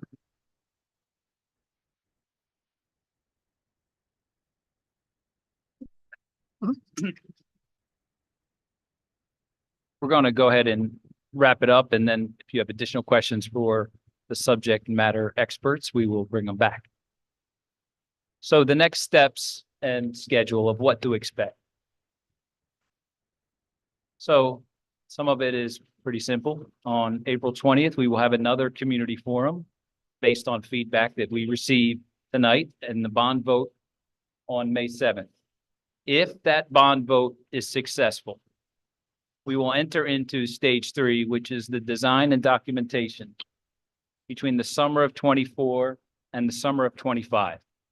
But I want to make this absolutely clear is that we will have a number of community engagement sessions early in the project in summer of 2024 so that we can have a dialogue about the spaces that Studio Jade and SLAM are going to be working on in the new school. We will have engaged our construction manager by then. And this is a very, very wise decision by the town and the school department, because having that construction manager on board at the very beginning, as Kathy and her group and my engineers are working together, we're going to have real-time data. It will be some very intense work sessions. Some of it you may actually see during those engagement sessions, but it's all necessary so that we can be what I call responsibly innovative, right? We want to be innovative. We want to give you these great spaces, but we also need to do it responsibly. That bond is up to 150 million. We need to be responsible and stewards of that, right? We don't want to design you an $800 a square foot building. We want to get you in the range that you can afford and you get what you want. And we're going to do that responsibly as a team. We think it might be a good idea in the fall of 2024 to come back to the communities at the back to school nights. Let the elementary schools and the middle school students see what they are going to be going into. But there should be a celebration in the fall of 2024 of where this project is headed.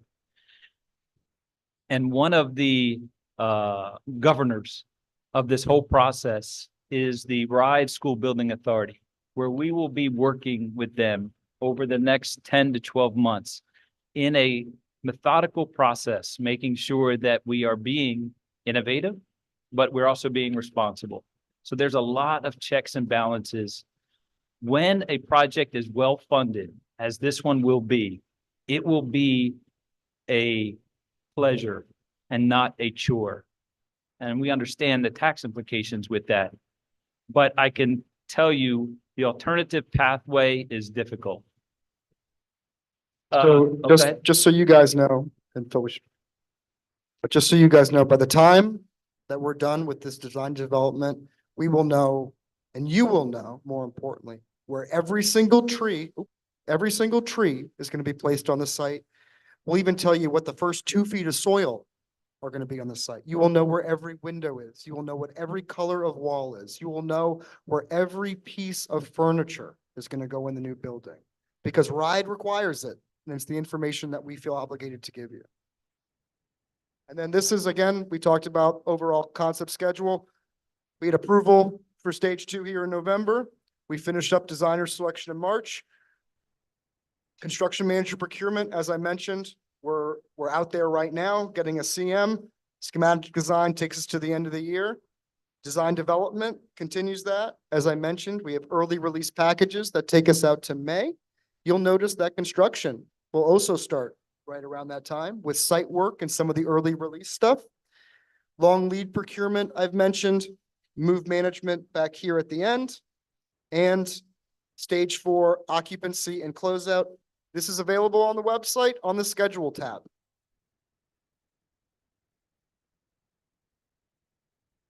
Final question. So do you know where to find additional information about the project?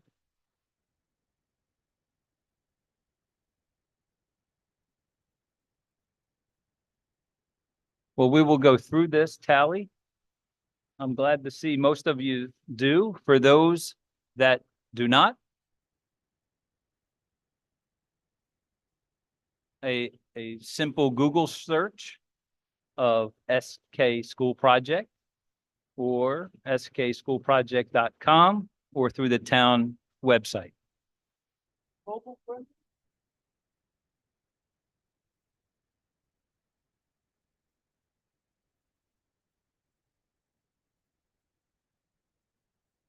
Okay, so we've talked a lot, and it's important that you have that same opportunity. So we have a mic. If you raise your hand, we will come to you and we will answer your questions or direct you to where you could find more information. Go ahead. Thank you. I'm Chris Little, and just briefly, I recently retired from 40 years working in the construction industry as a lawyer, and did a lot of work for major institutional owners, hospitals, universities, and some major public owners ranging from Mass Highway, Narragansett Bay Commission, largely on topics like project delivery and project development, which I hear tonight. And at the end of my career, I was asked by the governor, then governor, to be counsel to the School Building Authority. And so from that perspective, I want to thank you and the School Building Committee for the excellence of your presentation and the thoughtfulness and completeness. I just have an observation, probably more of an observation than a question, is that somehow or other, it seems that in this discussion, and I've gone on the website, the real impact and the significance of these extraordinary contribution from the state for a limited period of time may not be adequately displayed to our residents, because it's a really big deal, and it's something we're going to lose. And if we go back to what we would normally be entitled to if we were getting under the old formula, assuming it wasn't subject to a freeze, which it was for a number of years, we can see that on a dollars and cents basis, this is really a once in a lifetime opportunity to take advantage of a source of funding to replace a seriously dilapidated and inefficient school. So I just hope that maybe you'll consider a deeper presentation. I know Brian addressed that in a general sense, but I think the numbers can show a much more compelling story as to why this is the time that we need to move forward. So, Thank you. So thank you very much. I do want to address that. We did not have it in our presentation, but many of you are probably wondering why so many schools are being built right now across Rhode Island. That's because the Rhode Island Department of Education through the Skill Building Authority has authorized bonus points. And if you design your building in certain ways, you can hit bonus points. South Kingstown's current reimbursement without bonus points is 35 cents on the dollar. That means for every dollar that you spend in school construction, you get 35 cents back, up to your eligible costs, as Brian discussed. Right now, because of these bonus points, we can get 55 cents, up to 55 cents, between 50 and 55 cents on the dollar. That is 20% more state reimbursement than you would have if you were to do this project and start it in a year from now. These bonuses are set to sunset June 30th. If you do not have your work under contract by June 30th, you will no longer qualify for these bonuses. So if you were to do a project next year, you're back to your 35% reimbursement rate. There are some exceptions for designing net zero schools. Net zero schools are incredibly expensive. They're very difficult. So that bonus point doesn't really apply to a lot of communities, but the bottom line is that these bonuses are going to sunset. And if you don't have your project under contract, you miss out on the bonus reimbursement. Mr. Little, did I address that question? Okay.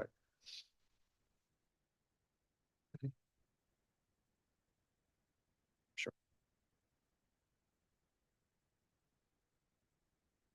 Just to follow up that point, if you put the implied tax increase, if we don't act now, what it would be to build this school in 2 years and 4 years, that might get home the message. Instead of 318, it'd be 450, 500.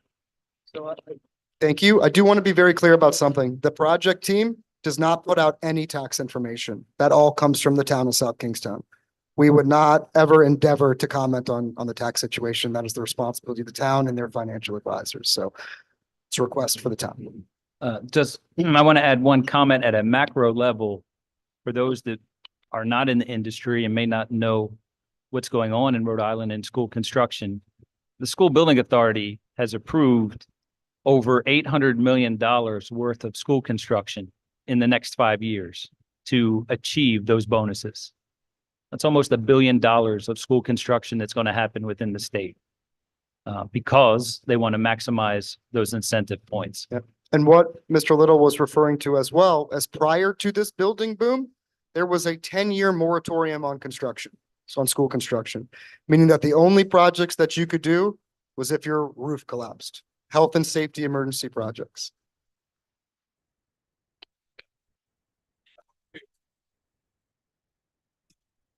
Hi, my name's Steve White. I'm a resident of the town. A very compelling presentation. There was a year or so ago, a vote to vote down a new school. And I'm not sure what the inherent difference is between this project and that project. This one seems excellent. The other one, I don't know what quality it really had. There was a lot of doubt. And I think there may be lingering concern in the scuttlebutt that you speak to your neighbors. Say, well, why are we doing this again? And I think you need to consider that lingering doubt as to why this makes sense now. We just heard compelling reasons why it does. That's brand new information to me tonight and probably to many. Sure. So I think there's a messaging issue that you guys need to consider. That's a very good point. I don't know if Kate, are you in a position to comment Kate at all? or Luke, maybe? No? Or yes? So this is, I will just start this while Kate's walking up to the mic. This is a very, very different project than that project.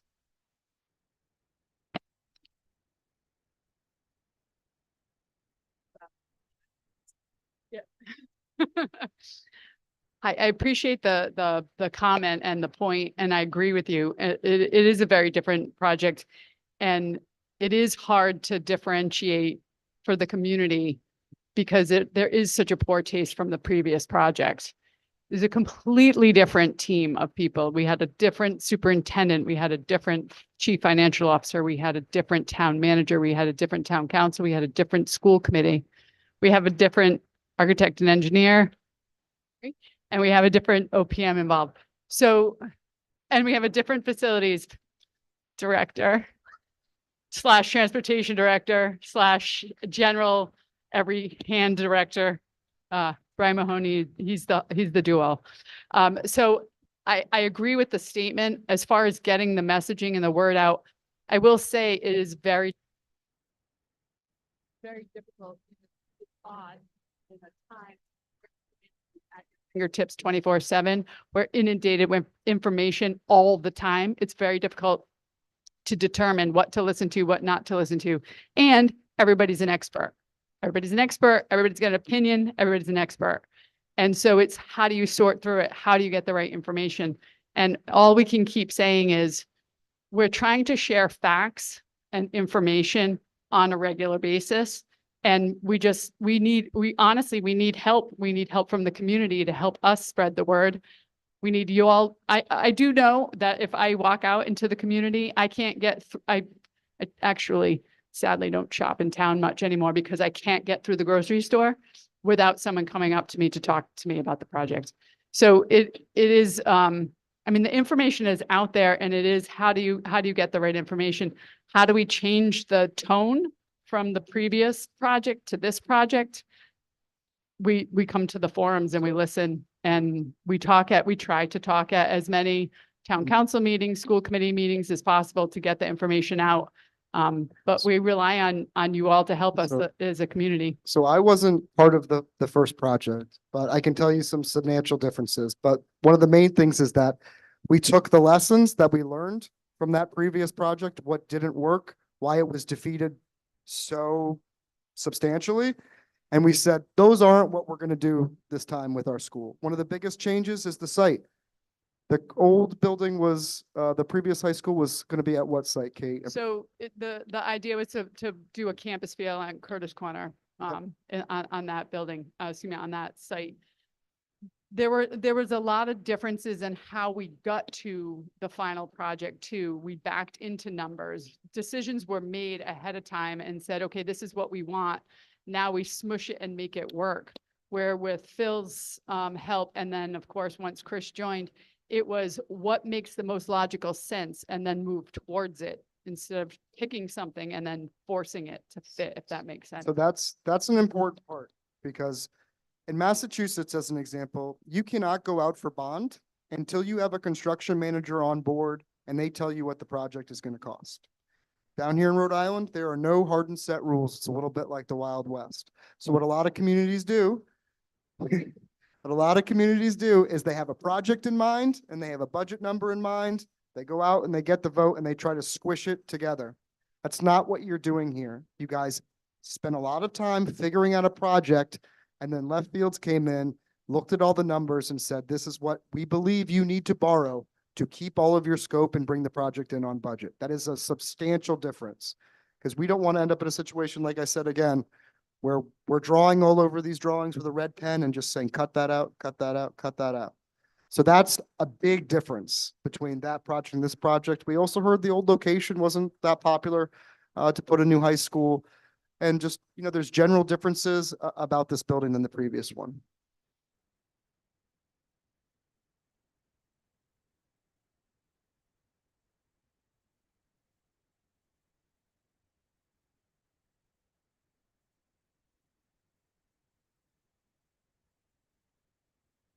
Facilities are all looking lovely, but I'm much more concerned with what takes place in the building with the students and the curriculum.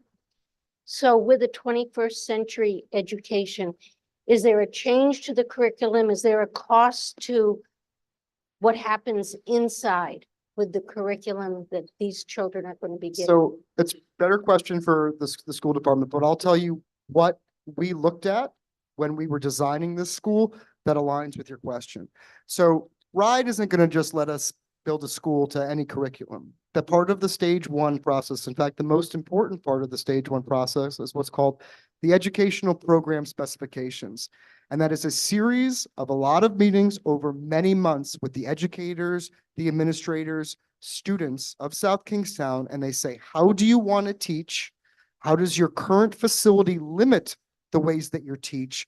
And what can we build you to teach the pedagogies that you want to teach? That is a huge part of this program, and that really sets the stage for every other element of this project. So we had certified educational planners that came in here. They have their own certification, like an architect or an engineer, that sit down and have a series of meetings. They call them visioning sessions, where they learn how you currently teach, again, how you want to teach in the future, how your current building limits your ability to do that, and what can we build you for future teaching.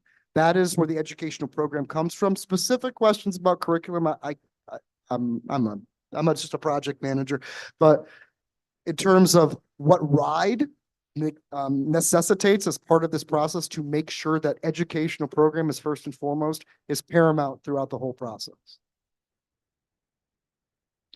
The cost of the educational programming. I'm not an educator, but it's built into the school department's budget. Yeah.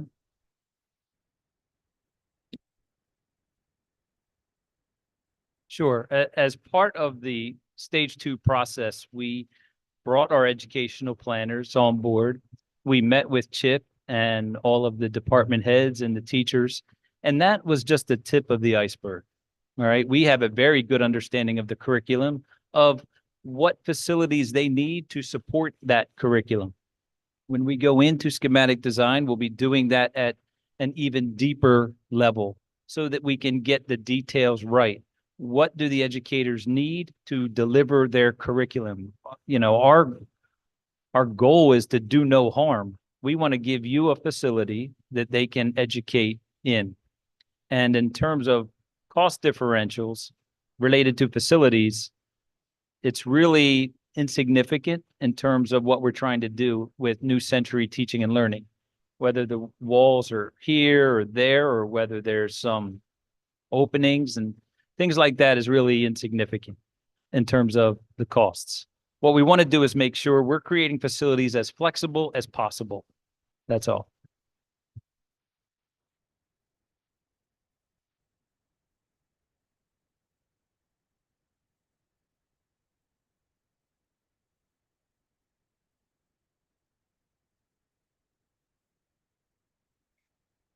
To the public in the short time before the 7th. But I know that where there's a will, there's a way. It seems to me that one possibility would be to create models of the present high school and of the future high school. Protect yourself, of course, the way you did with us verbally. You protected yourself in the sense of don't get tied up that this tree is here or that. But a big selling point for me was when I looked at it and I saw the one school overlaid with the other school, and I saw it was easy for me to see the orientation. It was easy for me to see that we were building a smaller school. So if someone says, oh my God, we're building a smaller school. But one of the things that I keep hearing from people is the population is being reduced, you know, the school population.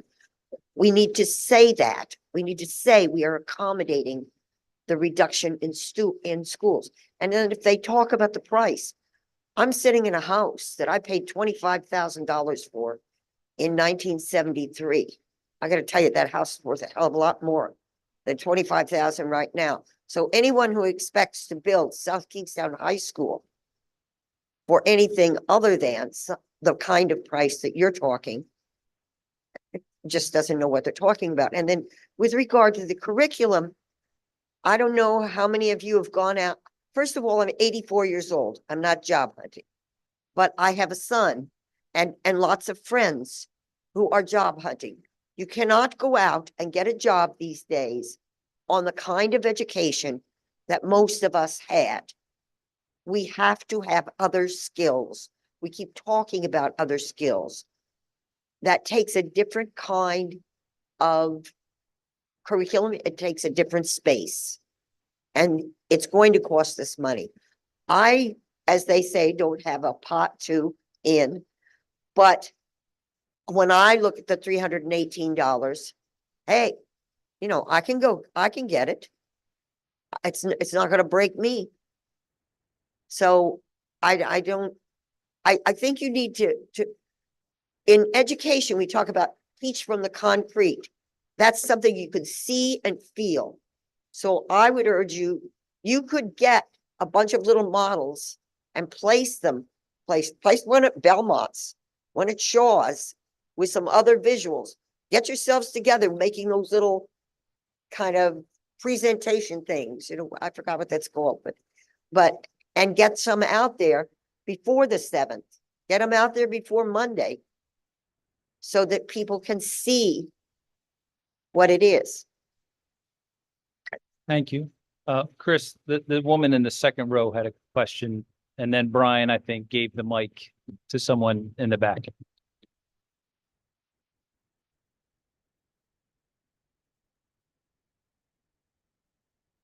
That's great. I'm Ann Sullivan. I'm a resident here. My kids don't go to the school system.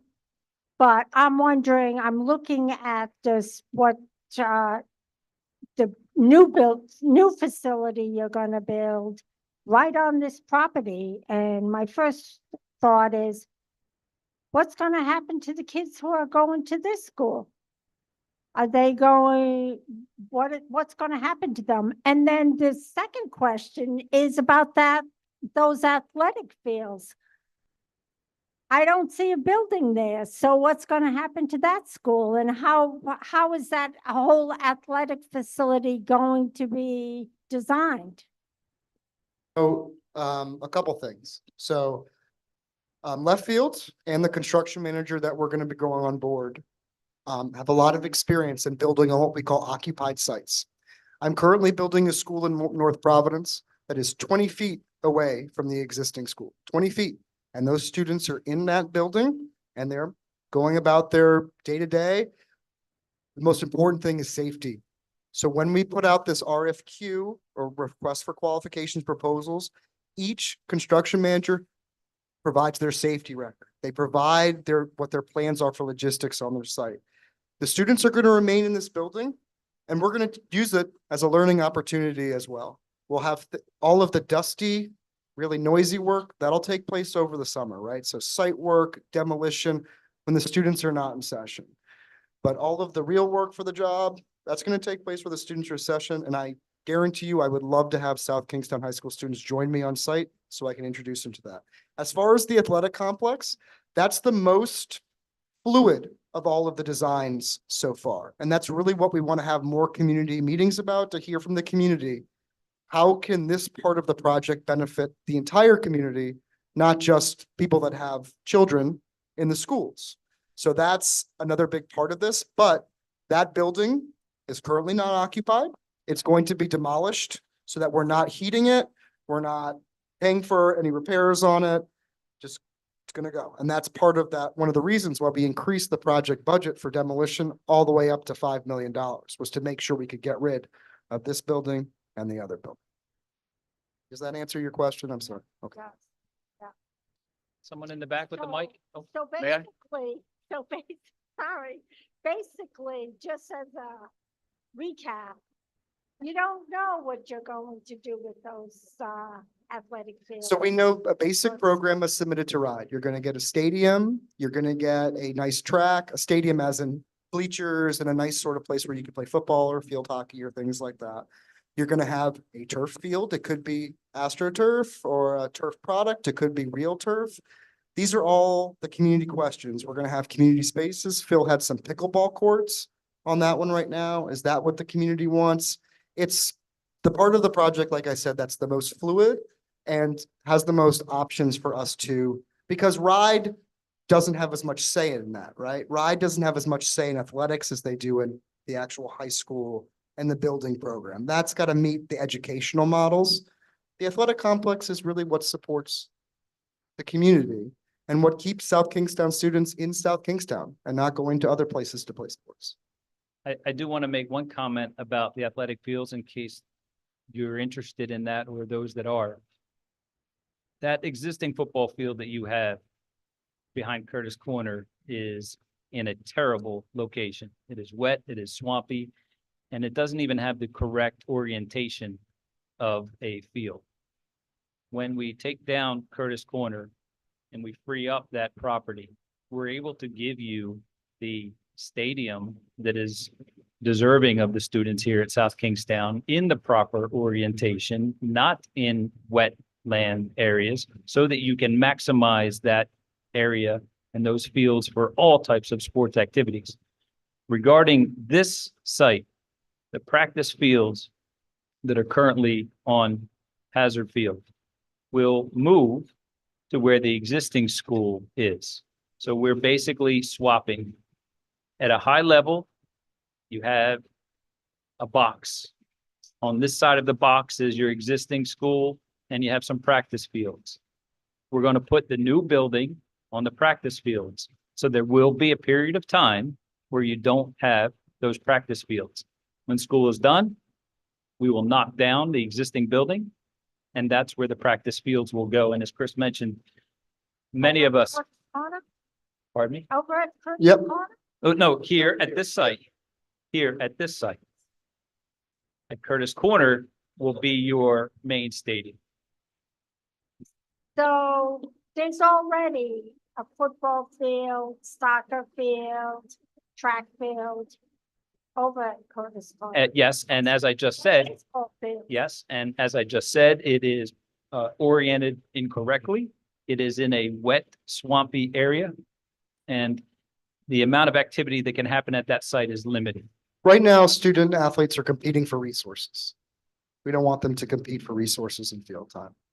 That's something that came out of the programming with the athletic director, who was, I think, Rhode Island Athletic of the Director of the Year. Where is he? Just last year? Oh, he already left, but he's at an award banquet for being Rhode Island Athletic Director of the Year, I guess. Bob? Thanks, Bill. I'm Bob Littlefield. I'm currently serving as the interim superintendent of schools. Oh, yeah, thank you. I wasn't expecting that. And I'm a 37-year resident of South Kingstown. Both of my sons went all the way through South Kingstown schools. There was a lot of talk about curriculum and learning space and programs. I would just say there's been a real sea change in Rhode Island high school education over about the past 10 years. And that is the impetus has been toward creating programs that are going to prepare our students for careers, and it's become a very competitive environment as high schools have been challenged to develop programs that have high value and high demand in the economy. South Kingstown High School has responded as best it could with a construction technology and a biomedical program and a certified nurse assistant program, an EMT program, and computer science and fine arts programs. And that allows us to attract students from other communities to perhaps counteract the fact that we now have 100 or 101 South Kingstown resident students attending programs outside of South Kingstown that we pay tuition for. And just a very small number of students who are coming from communities outside of SK to come to school here. What this project is going to allow us to do is it's going to give us the flexibility to not only grow the programs that we have, but also to be forward thinking and creating programs for the future that are high value, high demand, high value and high demand vocations or careers that are really truly going to prepare our students for the future to be able to compete. It's this facility that is going to be able to do that for our kids. And sad to say, it's not this facility that we're in right now that's going to allow us to do that. And that's the future of Rhode Island high school programming. And that's going to be the true value of this project. So thanks. Thank you. Hand raised over here.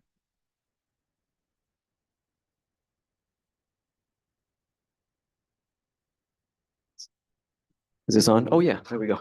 I think there's a piece of this puzzle that's been missing, and it occurred to me, I was watching the town council meeting from the 8th, which you guys did a great job going over the finances for that. And it was mentioned by one of the town council members that the community isn't using the high school. That was mentioned, and a light bulb went off on my head. And I thought, maybe people actually think that. It's not correct. This school is hopping. It's being used all the time, and it's not just for parents that are coming to see. So in the gym, you've got wrestling, basketball, volleyball, and gymnastics. It's not just our team sports. It's tournaments that are being thrown. It's people from the community here. It's people from other towns. It's people from other states that are coming here to this building. And this is the first impression they get of South Kingstown. Like, let that sink in, right? We got a gorgeous town. We have amazing facilities here. I think we get a lot for our tax dollars. We've got a third protected space here. We've got beaches. We've got, and this is our high school. So when people come here and this is their first impression, I can tell you that in my line of work, I deal with a lot of folks who are relocating. I can tell you that, and most of whom I deal with are relocating professors from URI. In the last 5 to 6 years, and this isn't anecdotal, this is people telling me, we're not looking at South Kingstown because I've been there, because I toured the school, because I went to a wrestling tournament there. It has that kind of impact on this town. And I think the community really needs to understand that. When we have theater events here, I've got 2 kids involved in theater. Actually, one's out now. I have no skin in this game, by the way. Both my kids will be out by the time the school's built, but that's all right. We have a 700 something auditorium. It's sold out 4 nights. There's lectures that happen for the community members. There's a constant stream of activity here. And I think everybody needs to know that, because maybe you aren't as involved and see these things happening. But a high school like this is really the crown jewel of a town. And if we can attract people in, those 100 kids that we're paying for, if we can even keep 20 of them, I think one of the figures that came out last night, that saves us $1 million or something like that, 20% of that group. If you don't think that a new high school is going to keep students here and attract students here, you're wrong. It's not correct. It is absolutely going to do that, because we're seeing it in our industries where we're seeing people relocating and they're passing it. It's embarrassing that I live in this town and I work in this town, and I talk to people that go, yeah, we're not looking at that. We're not looking at this because I've got children and I've seen the high school. We drove through, we took a look at it. That needs to change. The facilities, we're behind. We're behind the game. We have friends of our family that actually send their kids out there, some of those people, because of better CTE facilities. We've got phenomenal CTEs that are being built here. We don't have the facilities that these kids deserve. And it's really important that the community remembers that. It's about investing in the town. And I think it's important to note that the figure was $426. After the meeting, they took a look at the numbers and they're getting better. That $318 is a better number than it was before. And as you can see, they're overestimating as much as possible for us to make sure we don't end up into a situation like Rogers. And again, Rogers bonded in 2020, right? We don't want to bond at the bottom of the pyramid. We're at the top of the pyramid where relatively the costs of constructions have leveled off. The bond rates have leveled off. Things will hopefully only get a little bit better. But those are just some points I wanted to make. Again, this is a community space. It's a representation of our community. It's a representation of how we treat our community and our kids.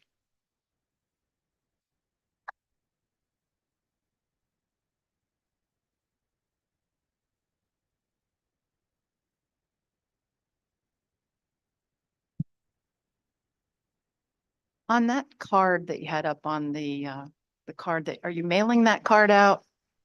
The information card? Is that a mailer? Is that a mailer, Jim?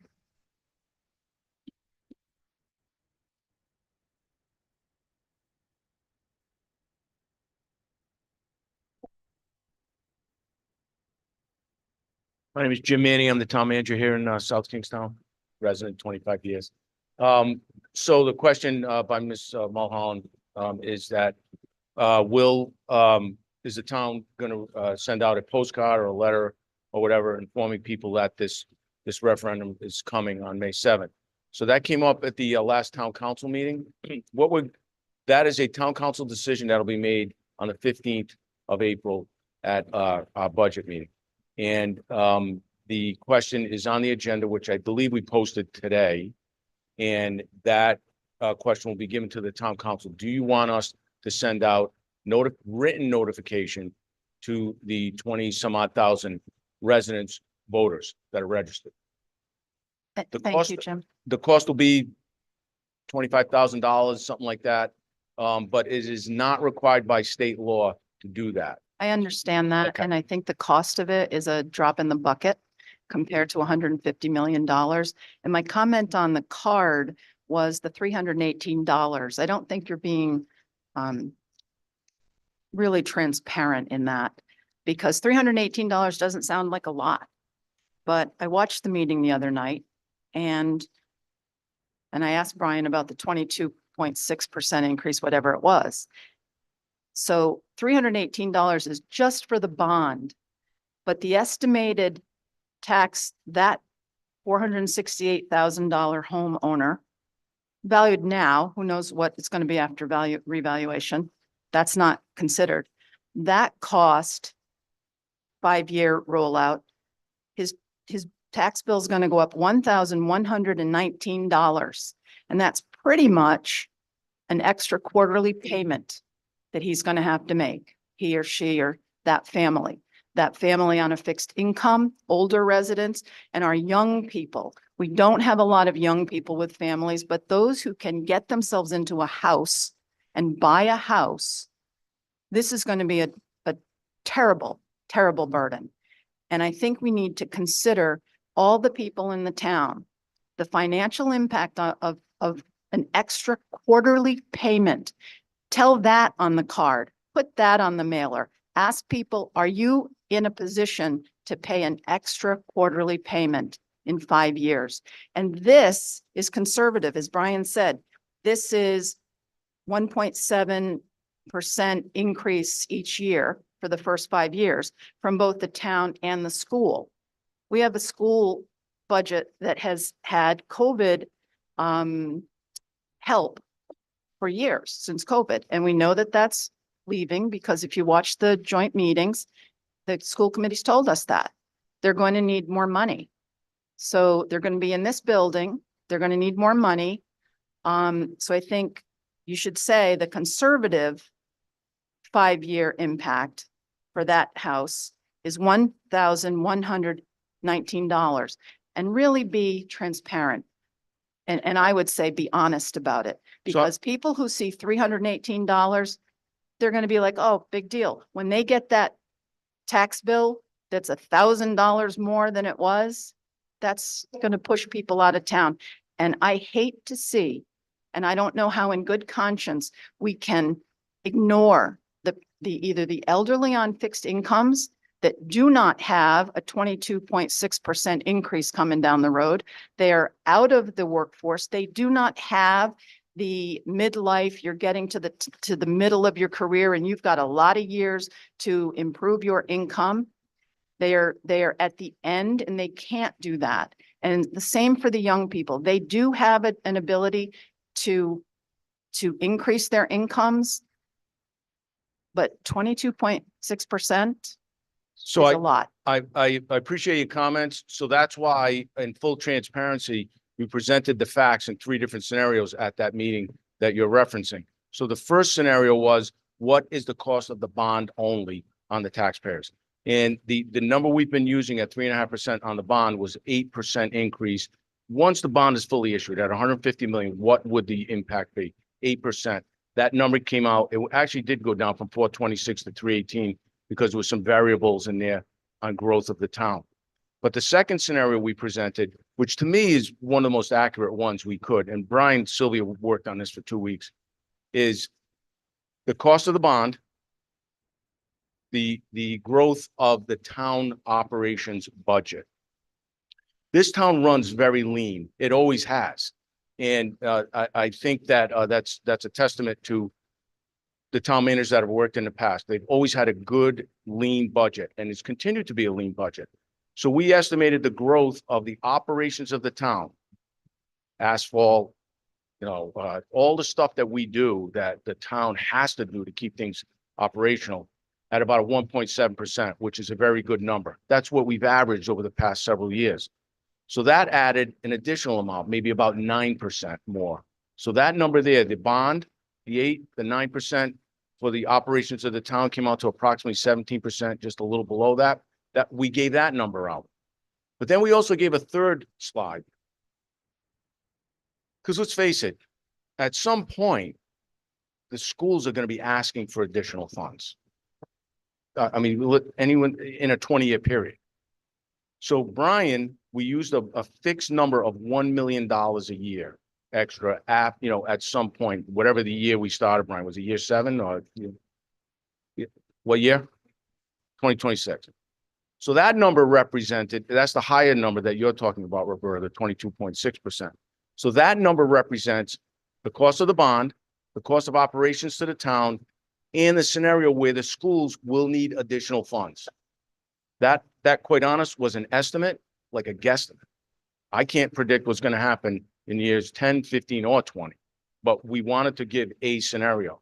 So I do feel we were honest with the facts, we were transparent, and we put all this out there, and the voters, democracy in action on May 7th will decide, is this the project we want, and are we willing to pay for it? So I hope that answered your Thank you, question. Jim. The only thing I'm getting at is that card says nothing about that. It says $318. So that's a false sense of comfort. I understand what you're saying now. Now I understand it better.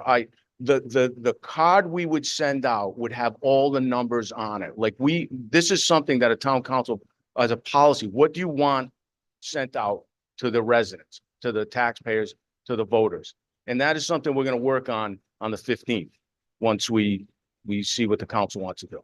And from the building committee, are you supportive of the town sending out a mailer to every voter in this town?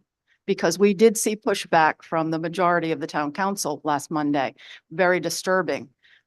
Many people, those of us who look at the agendas and follow the meetings, we know what's going on. But most of the people in the town don't. They don't read the paper.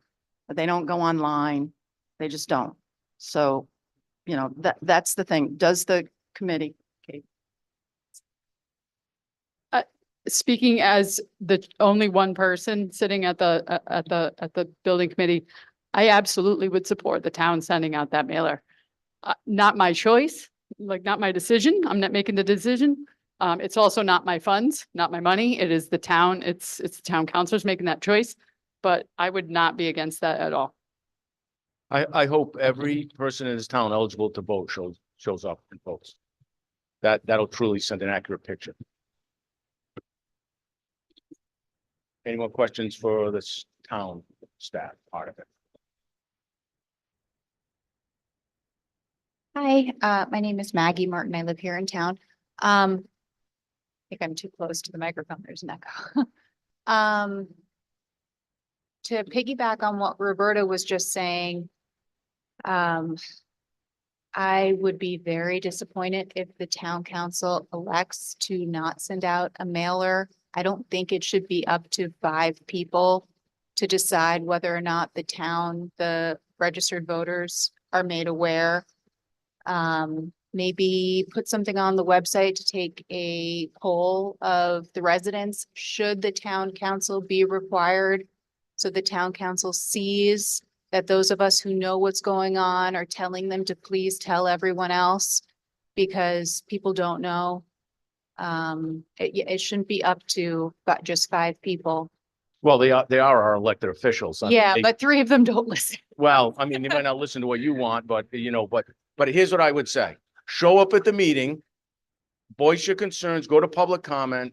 Listen, the squeaky wheel gets the grease in this town. That's why I love municipal government, right? Go to the meeting, be involved. Yeah. And the town staff, this is what I commit to you. We will make every effort to get flyers, cards, whatever we need to do to make this town aware of what's going to happen on May 7th. And we're encouraging everyone to vote. Actually, this is a very good sign that all these people showed up here. So show up at the meeting. Yeah. I know you have. But could we possibly put like a poll on a website, the town I highly website or doubt we something? would do a poll, to be. Well, how The do we, time is very how do we short. tell them we want everyone to be made aware? Like, we're just begging. I'm one person begging. There's other people. People don't know. And it shouldn't be up to just 5 people to decide whether or not the rest of the town is made aware. That I'm just, it's Well, we're not gonna have to one way or agree, the disagree other. on that. They're the Yeah. elected officials. They represent 32,000 people. So, we all voted for them. So, but I'll leave it at that. I understand what you're saying, but we will do the best we can to get the word out as far as we can. That we Okay. do want that, okay? I promise you that. Right. Any more questions for me? Okay, thank you.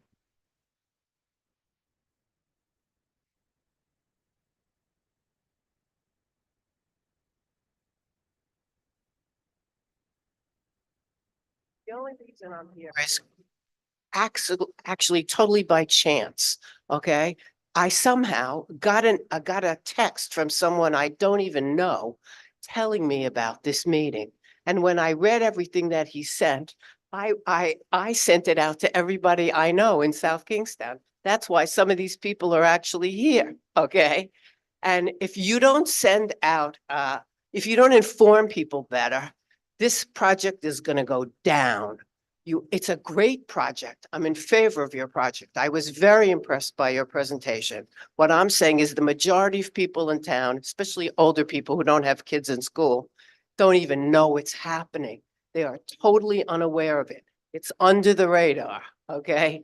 You have to inform the public and you got to do it now because if it's the vote is less than a month away, you must communicate. You might have to do some better PR, okay? Where's the town manager? Good. Did you hear me?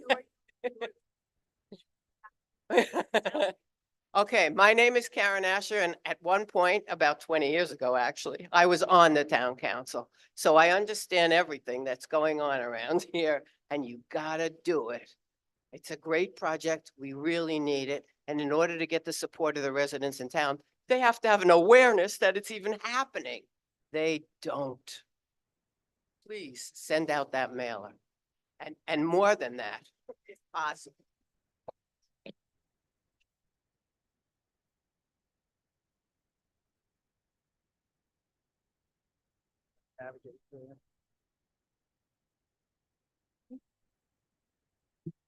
Okay, hi, I'm looking around and somebody can correct me if I'm wrong. I think I'm the most recent graduate of South Kingstown High School in the room.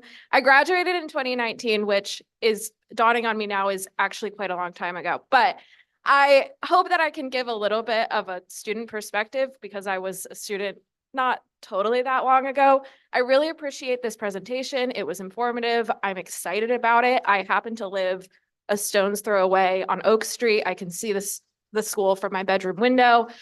I'm really excited about the opportunity to have this school in my community. I really appreciate what you said about that the caliber of the students in this school does not match the caliber of this building. I can attest to that 100%. I am a proud SK graduate. I happen to also be the daughter of a 30-year teacher. She retired last year. I'm proud of SK. And I think that we deserve a school we can be proud of. And absolutely, I can say for a fact that when I was graduating 5 years ago, we were outgrowing the school. We were doing things far beyond the capacity of the physical walls of the school. So I really hope that the town can see this as an exciting opportunity to invest in the future. I hope that we can see the school as more than just a physical place where we teach math and science, as a community asset, as a community center, as a way to foster the future generation of South Kingstown. So I just want to say thank you. And I just want to say, young people in the town, I'll be spreading the word. I'll be letting people know to vote. And I'm excited to be a part of this project. So thank you.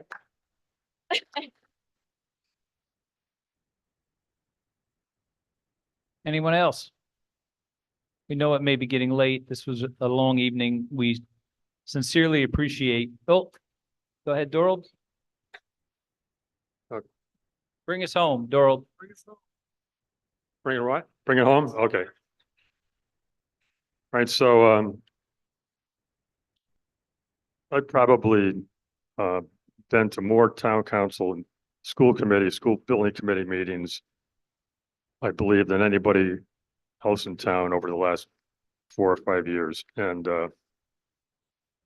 so the question, an earlier question about the prior plan, the $85 million plan to move the high school to Curtis Corner. That plan was so flawed that I believe the town council should have sent a thank you card to the people who voted it down.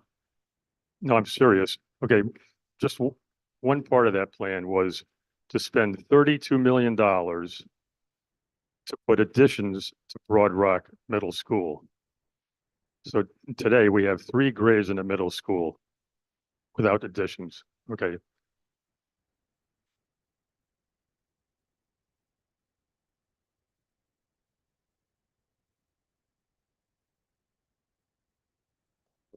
Including keeping a high school here in this building.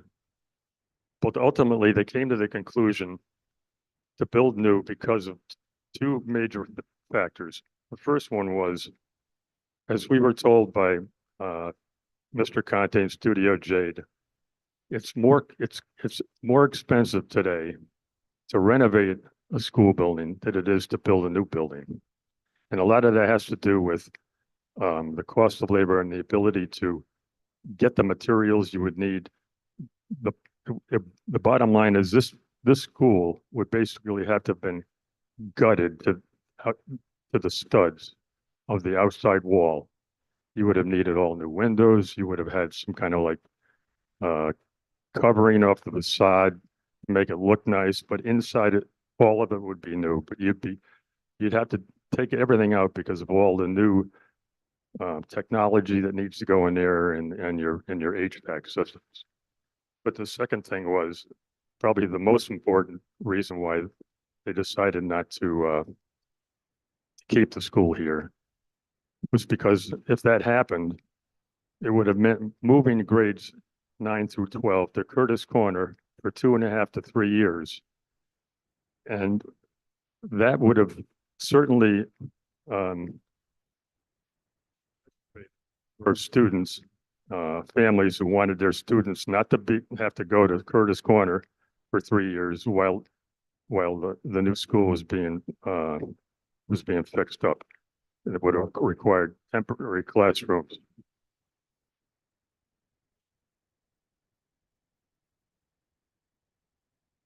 Mentioned tonight because I came in for now about an hour late. But after the first debacle, okay, architectural firms in Rhode Island and project managers, they didn't want to touch this town. They wanted nothing to do with South Kingstown. As a matter of fact, Mr. Conte, when he saw that South Kingstown needed an architectural firm, volunteered to take this project on.